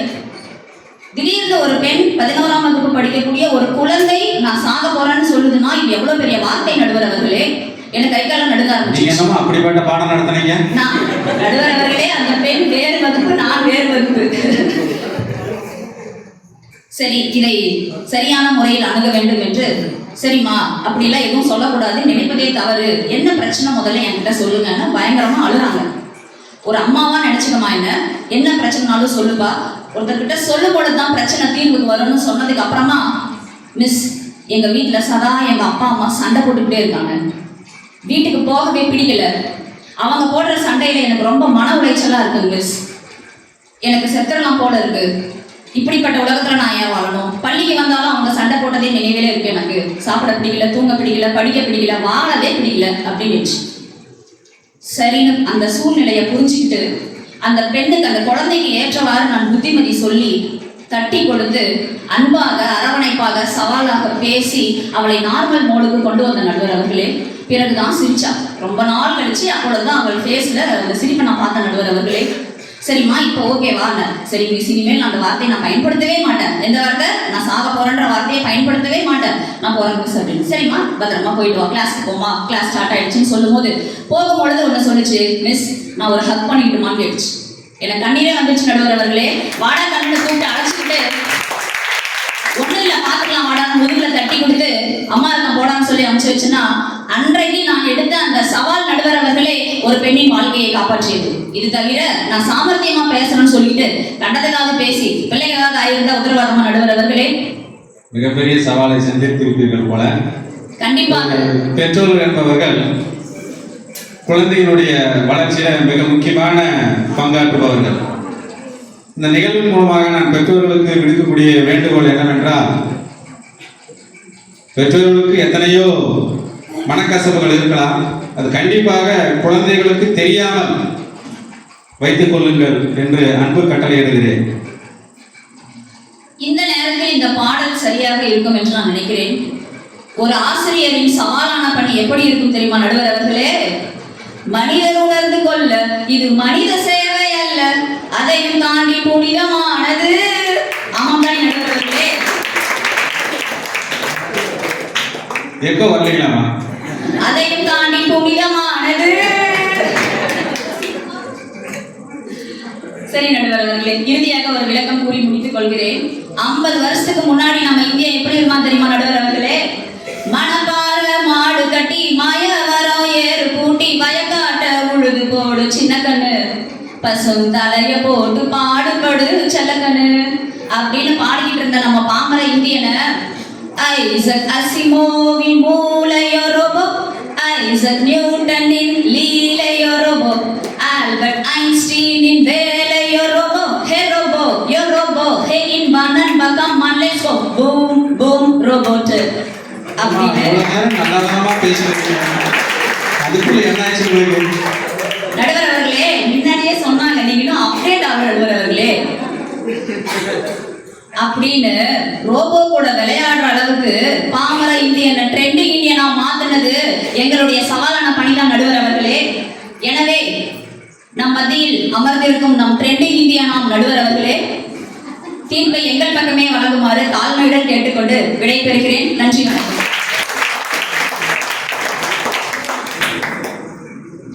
பாட்டி வடை சுட்ட கதை எல்லாமே கேள்விப்பட்டிருப்பீங்க. பாட்டி வடை சுட்டு வச்சிருந்தாங்க.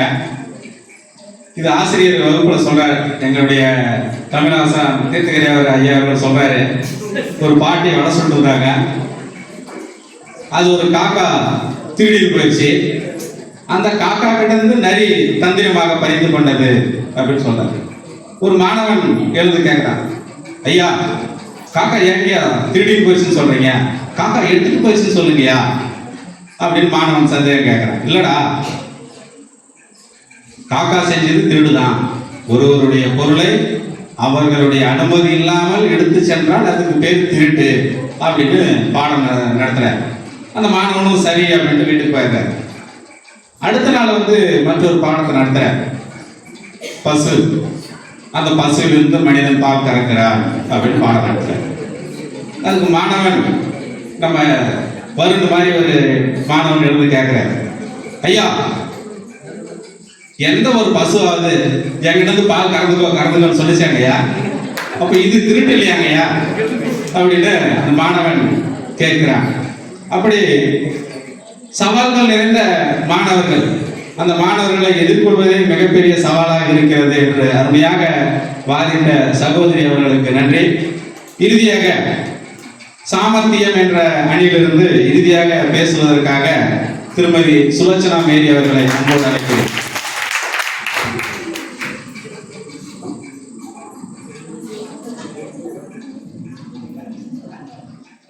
பல்லாயிரம் மொழிகள் புவியில் பிறந்தும் ஏற்றிசையிலும் காற்றென நீரென உணர்வின் ஒளியாய் உண்மையின் வடிவாய் வாழ்வது உயர் தமிழ் மொழி அல்லவா?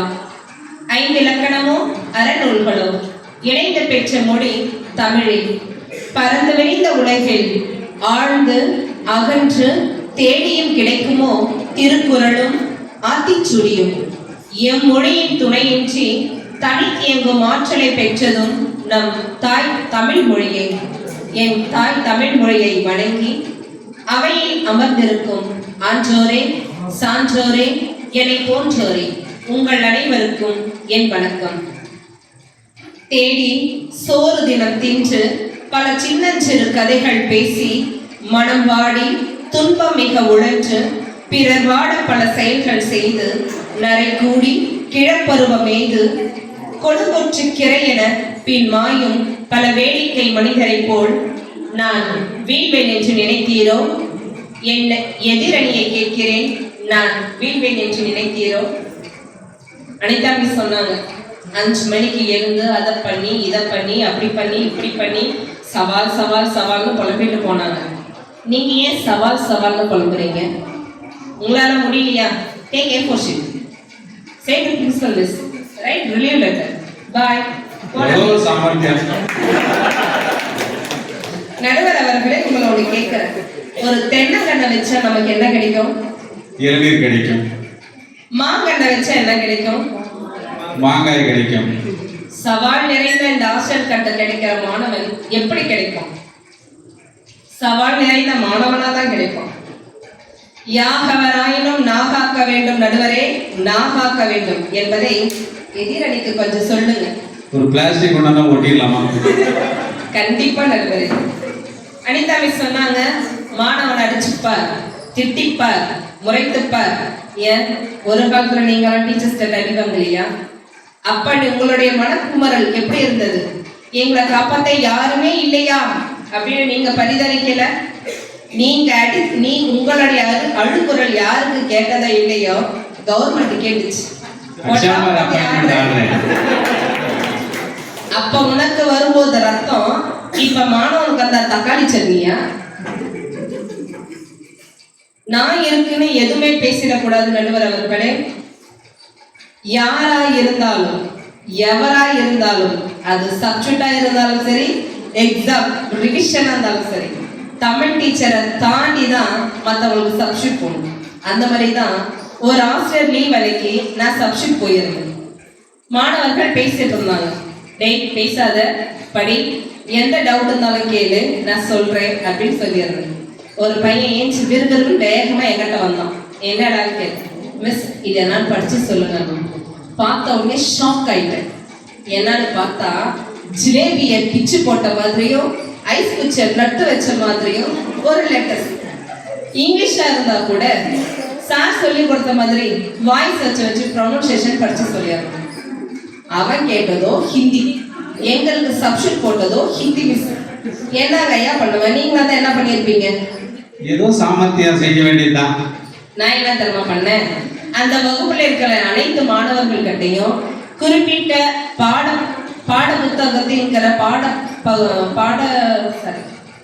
அந்த புத்தகங்களுடைய பக்கத்தை எடுத்து சொல்லி மாணவர்கள் கிட்ட இருக்கிற வார்த்தைகளை படிச்சு சொல்றாங்க.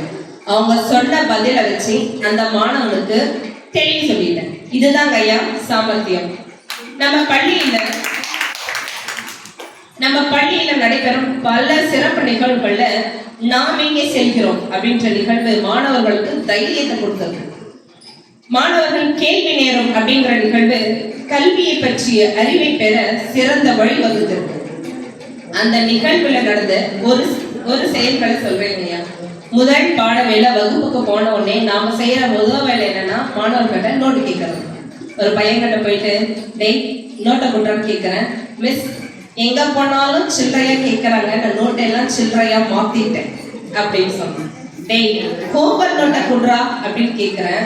மிஸ் நேற்று வீட்டுல யாரும் இல்லை, ரொம்ப பசிச்சது, அதனால ஊதுபத்தி ஸ்டாண்டை சாப்பிட்டுட்டேன், வயிறு வலிச்சது மிஸ் அப்படின்னு. அந்த பையன் வாழைப்பழத்தை தான் ஊதுபத்தி ஸ்டாண்டுன்னு சொல்லியிருக்கான். எனக்கு தெரியாம முடிச்சுட்டு இருந்தேன். டேய் பொய் பேசுறியா, கையை நீட்டுறா அப்படின்ற. மிஸ் நீங்க தானே நன்னேரி கிளாஸ்ல சொன்னீங்க யார் கட்டிய கை நீட்டக்கூடாது, இப்ப நீங்களே நீட்ட சொல்றீங்க அப்படின்னு சொல்றாங்க. சார் ஏண்டா மார்க்க கம்மியா எடுத்தேன்னு கேட்டா, மிஸ் மார்க்குக்கு தமிழ்ல என்ன மிஸ் அப்படின்னு கேட்டான். மதிப்பெண்கள்ரா அப்படின்ற. மதி ஆண்கள் எடைக்கு வருதோ அப்ப நான் மதிப்பெண்கள் எடுக்கிறேன் மிஸ் அப்படின்னு சொல்றாங்க. சார் இப்படி இருக்கிற மாணவர்கிட்ட போயிட்டு நீ எப்படா கேள்வி கேட்கிற அப்படின்னு சொல்லிட்டு இவங்க 4 பேர் புலம்புற மாதிரி நானும் புலம்புனேன்னா அடுத்த வகுப்புல மாணவர்கள் கேள்வி நேரம் சிறப்பாக செயல்படுவாங்க. ஐயா நீங்கள் சொல்வதெல்லாம் கேட்டு எனக்கு மிக சந்தோஷமாக இருக்கிறது. நம்முடைய மாணவர்கள் எல்லாம் இந்த நிகழ்வுகள் மூலமாக மிகச்சிறந்த பேச்சாற்றலை அனைவரும் பெற்றிருக்கிறார்கள் என்று நினைக்கின்ற பொழுது எனக்கு மிகவும் பெருமையாக இருக்கிறது. நன்றிங்க ஐயா. இது மட்டும் இல்ல, இன்னொன்னு அப்ரஹாம் லிங்கன் தெரியுங்களா ஐயா? நான் பார்க்கலாமா?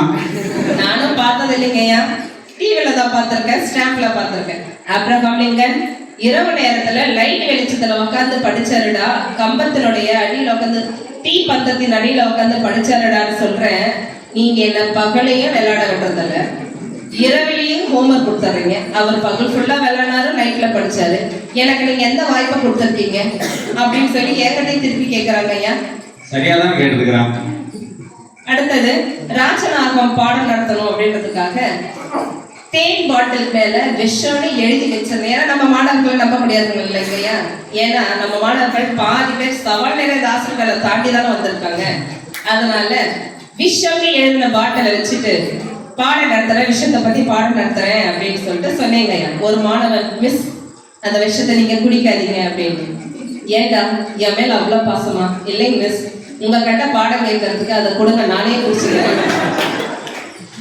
இப்படியான மாணவர்களை சமாளிக்க சாமர்த்தியம் வேணுமா இல்ல சவால் மட்டும் போதுமா? நீங்களே சொல்லுங்க.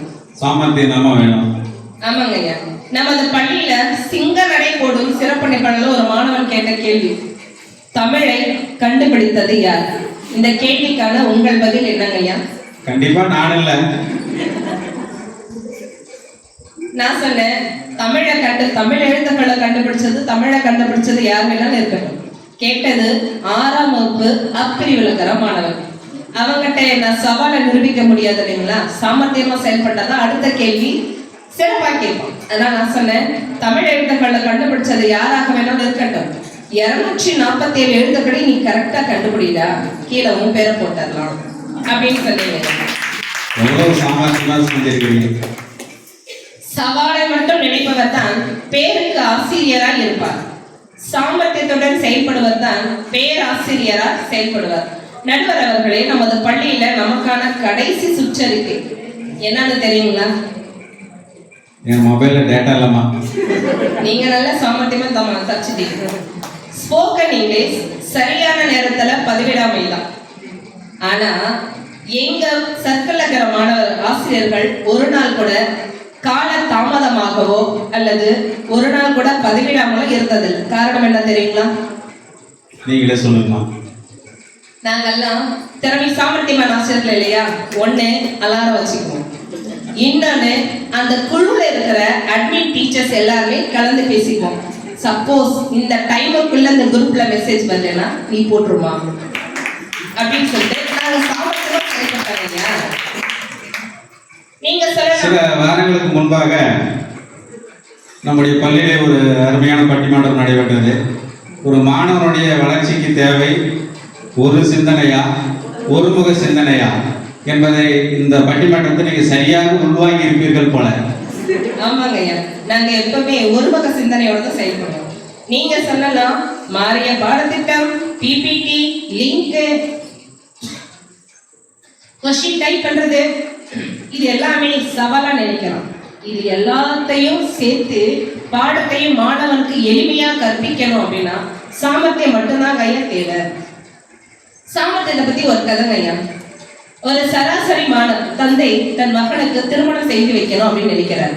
அந்த தன் மகன் கிட்ட போய் கேட்கிறாரு, உனக்கு நான் திருமணம் பண்ணி வைக்கணும்னு நினைக்கிறேன், நீ திருமணம் பண்ணிக்கோன்னு கேட்கும்போது மகன் முடியாதுப்பா அப்படின்னு சொல்றாரு. டேய், உனக்கு நான் பில் கேட்ஸ் பொண்ணையே பார்த்து வச்சிருக்கேன்டா அப்படின்னு சொன்னே. ஓகேப்பா, டபுள் ஓகே அப்படின்னு சொல்லி கேட்கும். அந்த சாதாரண தந்தை என்ன பண்றது, அடுத்தது பில் கேட்ஸ் கிட்ட போயிட்டு என்னுடைய மகனுக்கு உங்க பொண்ணை திருமணம் பண்ணி கொடுங்க அப்படின்னு கேட்கிறாரு. அவர் கேட்கிறாரு, உங்க பையன் அவ்வளவு பெரிய அப்பா டக்கரா, நீங்க வந்து கேட்டோன்னே என் பொண்ணை திருமணம் பண்ணி கொடுக்கணுமா, உங்க பையன் என்ன வேலை செய்யறான் அப்படின்னு கேட்கும்போது அவங்க அப்பா சொல்றாரு, என் மகன் உலக வங்கியில சிஓவா இருக்காரு அப்படின்னு சொன்னோடனே பில் கேட்ஸ் டபுள் ஓகே, எப்ப கல்யாணம் வச்சுக்கலாம் அப்படின்னு கேட்கிறாரு. உடனே தந்தை என்ன பண்றாரு, உலக வங்கி அந்த அலுவலகத்துக்கு சென்று என்னுடைய மகனுக்கு சிஓ வேலை காலியா இருக்கா, எனக்கு அந்த வேலை வேணும், என் மகனுக்கு அந்த வேலை வேணும்னு சொல்லி கேட்கிறாரு. வந்த உடனே அந்த வேலை அவளுக்கு ஈஸியா கிடைச்சிருமா, நீங்க என்ன அவ்வளவு பெரிய ஆளுன்னு கேட்கும்போது என் மகன் பில் கேட்ஸ் மருமக அப்படின்னு சொல்லிட்டாங்க. இதுல மகனுக்கு திருமணம் நடந்தது, மிகப்பெரிய இடத்துல வேலை கிடைச்சது. இது எல்லாமே அந்த சராசரி தந்தையுடைய சாமர்த்தியத்தினால் மட்டும்தான் நடந்தது. 1000 பொய் சொல்லி கூட ஒரு திருமணத்தை செய்யலாம்னு சொல்லுவாங்க. ஒன்றும் பிரச்சனை இல்லை, ஒரு பொய் தானே சொல்லியிருக்கிறாங்க. அவர் பொய் சொல்லலுங்க ஐயா, நடக்க போற உண்மையை முன்னாடியே சொல்ல, அதுதான் சாமர்த்தியம். சராசரி மாணவனை உருவாக்க சவால் நிறைந்த நீங்கள் போதும், சராசரி மாணவனையும் சக்கரவர்த்தியாக்க சாமர்த்திய ஆசிரியர் நாங்கள் தான் வேணும். நாம தான் நேஷனல் பில்டர்ஸ். இந்த நேஷனையே கடக்க சாமர்த்தியம் தான் கையா வேணும். இதுவரையிலும் சவாலை சந்திக்காத படைப்பு எது தெரியுங்களா? சொல்லுங்கம்மா. இதுவரையிலும் உருவாக்கப்படாத படைப்பு தான். உலகில் உள்ள அனைத்துமே சவாலால் ஆனதுதான். ஆனா அச்சவாலை சமாளித்து வெற்றி நடை கூட சாமர்த்தியம் மட்டும்தான் கையா தேவை. உதாரணத்துக்கு சொல்லணும் அப்படின்னா, ஒரு துப்பாக்கிய சவால்னு நினைச்சதுனாலதான் நாம 400 வருடம் ஆங்கிலேயர்கிட்ட அடிமையா இருந்தோம். அவன் சாமர்த்தியமா செயல்பட்டதுனாலதான் நமக்கு 400 வருடமா அரசனா இருந்தோம். நம்ம அறிவியல் ஆசிரியர், சமூக அறிவியல் ஆசிரியர் பிரதிமா மிஸ் சொன்னாங்க, கொரோனா காலத்துல வீட்டுக்கே போனோம். நாங்கெல்லாம் சாமர்த்தியம் என்ன பண்ணோம் தெரியுங்களா? என்னங்க ஐயா பண்ணோம்? என்னம்மா? கொரோனா காலத்துல பிரதிமா மிஸ் சொன்னாங்க, சவால் நிறைஞ்சு மாணவர்கள் வீட்டுக்கே போயிட்டு பாடம் சொல்லி கொடுத்தோம் அப்படின்னு சொன்னாங்க. அந்த காலகட்டத்துல நாம என்னங்க ஐயா பண்ணோம்? நம்ம ஆன்லைன்ல பள்ளியில் இருந்து ஆன்லைன் வகுப்பு எடுத்தோம். அதுதான் ஐயா சாமர்த்தியம். வீட்டுக்கே போனா ஒவ்வொரு மாணவனுடைய வீட்டுக்கும் செல்வது கடினம். ஆனால் ஒரே இடத்தில் இருந்து அனைத்து மாணவருடைய இல்லத்திற்கும் ஆன்லைன் மூலமாக வகுப்பு எடுக்கலாம். இது மிகப்பெரிய சாமர்த்தியம் தான். ஆக சிறந்த ஊடகம் எதுனா செல்போன் தான். சோசியல் மீடியால எல்லாமே இருக்கும். அது சவால். அன்னம் போல தீயவற்றை தவிர்த்து நல்லதை சொல்லி கொடுப்பதுல தான் சாமர்த்தியம் இருக்கு. நடுவரே, அமீபாக்கும் மனிதனுக்கும் என்ன வித்தியாசம் தெரியுங்களா? அமீபாவுக்கும் மனிதனுக்கும் என்ன வித்தியாசம் தெரியுங்களா? அது ஒரு செல்லுல இருக்கும், நம்ம பல ஆயிரக்கணக்கான செல்களான உயிர். இல்லைங்க ஐயா, அமீபா ஒரு செல் உயிர், மனிதன் ஒரு செல் உயிர். மனிதனால செல் இல்லாம இருக்க முடியாது. அப்படி இருக்கிற மனிதன் கண்டிப்பா செல்ல பிரிக்க முடியுமான்னா நடக்காத கிடையாது. அப்படி நம்ம தமிழாம சொன்னாங்க, இப்போது இருக்கிற பாடத்திட்டத்துல அப்டேட் ஆகுது ரொம்ப கஷ்டம். எங்க இருந்து பேசுறோன்னே தெரியாம பேசுறாங்க. நம்ம பள்ளியில நாம அப்டேட் ஆகிறதுக்கு எளிமையா இடைவிடாத இணையம், பாடத்தை எளிமையாக கற்பிக்க பிபிடி, எங்கேயும் எப்போதும் கணினி, வகுப்பிலேயே தொலைக்காட்சி, இன்னும் பல தகவல் வேணுமா? வெற்றி விகாஸ் பள்ளி நூலகம் வாசிக்கிறது, போய் படிங்க. பல பல பரிணாமத்தில் இப்படி பல பல பரிணாமத்தில் நமது பள்ளி இருக்க அப்டேட் ஆவது சவால்னு இன்னும் சொல்லிட்டு இருக்காங்க. நான் என்னத்த சொல்றது? எல்லாத்தையும் சொல்லிட்டு என்ன சொல்றது? அனைத்து பள்ளிகளுக்கும் சவாலானது ஒலிம்பியாட் எக்ஸாம். முதல் தேர்விலேயே வெற்றி பெற்றோமே, அது நம்ம சாமர்த்தியம் இல்லையா? அப்புறம் அறிவியல் ஆசிரியர் சொன்னாங்க, அனிதா மிஸ் அறியாம சொல்லிட்டாங்க, காந்தியும் கட்டபொம்மனும் சவாலை எதிர்கொண்டதால் இறந்துட்டாங்க. சாமர்த்தியமா செயல்பட்டு இருந்தா அவங்க இன்னமும் இருந்திருப்பாங்க. அது தெரியல. அப்ப அவங்களுக்கு ஐடியா சொல்றது நீங்க இல்லையா? இன்னொன்னு சொன்னாங்க, 10 வீக்லி டெஸ்ட் முடிஞ்சு கூட அவங்க கையெழுத்து அவங்க போட்டாங்களா யார் போட்டாங்கன்னு கண்டுபிடிக்கல. ஆனா நாங்க அடுத்த நாளே கண்டுபிடிச்சிருப்போம். எப்படி? சாமர்த்தியம் தான். சாமர்த்தியம் இல்லைங்க, சாமர்த்தியம் தான். அந்த சாமர்த்தியத்தை எப்படி செயல்படுத்திருப்போம்னா, பேப்பர் கொடுத்து அடுத்த நாளே போன் பண்ணி பேசிருக்கோம். பேப்பர் வந்ததா பாத்தீங்களா? இத முதல் வாரமே நாங்க கண்டுபிடிச்சிருப்போம். 10 வாரம் ஆகியும் அவங்க கண்டுபிடிக்கல. பேரண்டா ஸ்கூலுக்கு வந்தாங்க. அப்புறம் சொன்னாங்க, 35 நிமிஷம் அந்த பையன் என்ன பண்ணாலே கண்டுபிடிக்க முடியல. நாங்க 3 செகண்ட்ல கண்டுபிடிச்சிருப்போம். எப்படி தெரியுங்களா? நாங்க எப்பயுமே நின்ற இடத்துல சில மாதிரி பாடம் நடத்த மாட்டோம். ரவுண்ட்ஸ்லேயே இருக்கும். அவன் பார்வையிலே தெரியும் அவன் எங்களை கவனிக்கிறானா இல்ல வேற ஏதாச்சும் பகல் கனவு கண்டானா அப்படின்றத முதல் பார்வையிலே கண்டுபிடிச்சிருப்போம். அதுதான் கைய சாமர்த்தியம். இந்த மாதிரி விடையில்லாத கேள்விகளும் தீர்வில்லாத பிரச்சனைகளும் எல்லா பணிகளிலும் உண்டு. புன்னகைத்துக் கொண்டே கடந்து செல்வதில் தான் உள்ளது சாமர்த்தியம். தைரியம் இருந்தால் எப்படியும் சாதிக்கலாம். சாமர்த்தியம் இருந்தால் எதையும் சமாளிக்கலாம். நாம் தேடி வந்த பணியையும் நாம் தேடி கிடைத்த மாணவர்களையும் தக்க வைத்துக் கொள்வது சாமர்த்தியத்தினால் மட்டுமே முடியும். இன்னும் பிரதிமா மிஸ் கடைசியில ஏதோ பேசினாங்க. இந்த ஹிந்தி வார்த்தைக்கு என்ன அர்த்தம் தெரியுங்களா? தீர்ப்ப சாமர்த்தியத்துக்கே கொடுத்துருங்க அப்படின்னு சொன்னாங்க. இல்லன்னு நீங்க யாராச்சும் சொல்லுங்க பாக்கலாம். நம்ம அன்னபூர்ணி மிஸ் சொன்னாங்க, மகாபாரத கதையை தவறா சொல்லிட்டு போயிட்டாங்க.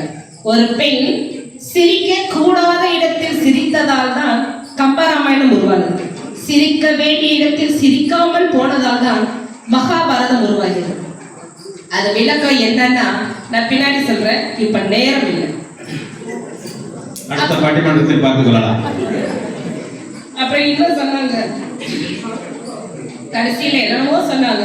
அதாவது ஷார்ட் ஃபார்ம் சொன்னோம், மச்சான் புள்ள அப்படி இப்படி கடைசியில ஒரு பாட்டு போனாங்க. அதுக்கு அர்த்தம் முதல்ல அவங்களுக்கே புரிஞ்சுதான் தெரியல. ஆனா சவால்னு உண்மையாவே சவாலா தான் செயல்பட்டு போனாங்க. நெற்றிக்கண் திறந்தாலும் குற்றம் குற்றமே என்ற நக்கீரர் வழியில் வந்த நடுவர் அவர்களே, சாமர்த்தியம்தான் சிறந்தது என்று சவாலுக்கே சவால் விட்டு நல்லதொரு தீர்ப்பை வழங்குமாறு கேட்டுக்கொண்டு நல்வாய்ப்பிற்கு நன்றி.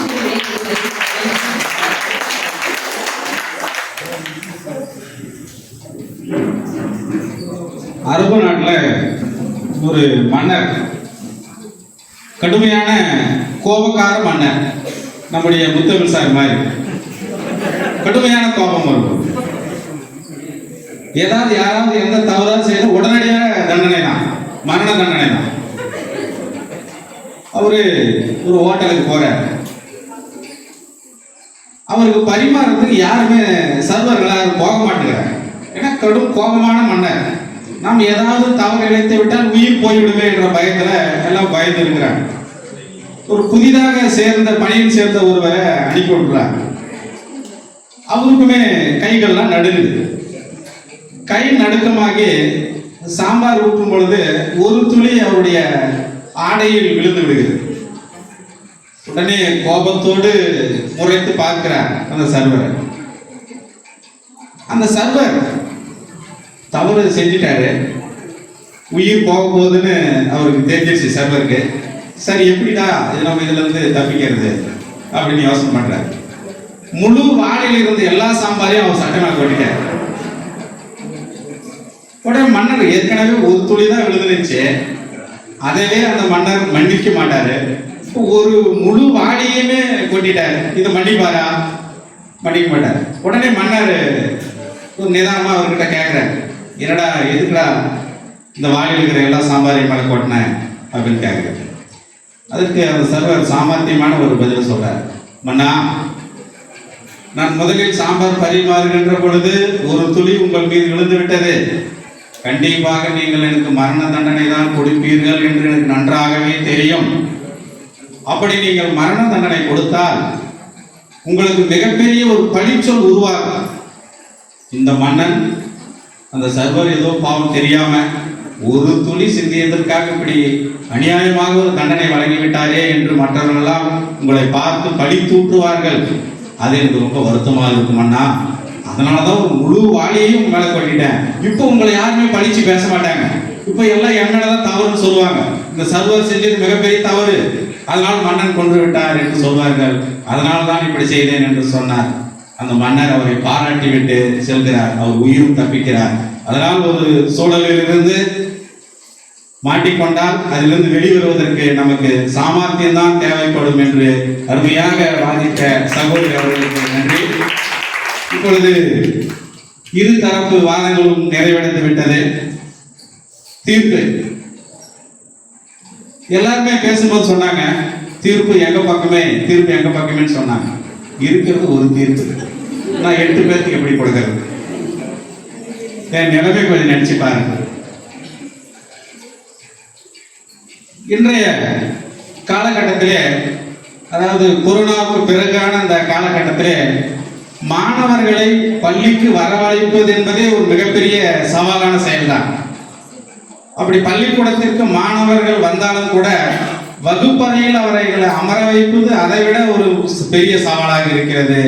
மாணவர்கள் வகுப்பறையில் அமர்ந்தாலும் கூட அவர்களுக்கு அவருடைய எண்ணங்கள் சிதறாமல் பாடம் நடத்துவது என்பது அதை விட மிகப்பெரிய ஒரு சவாலாக இருக்கிறது.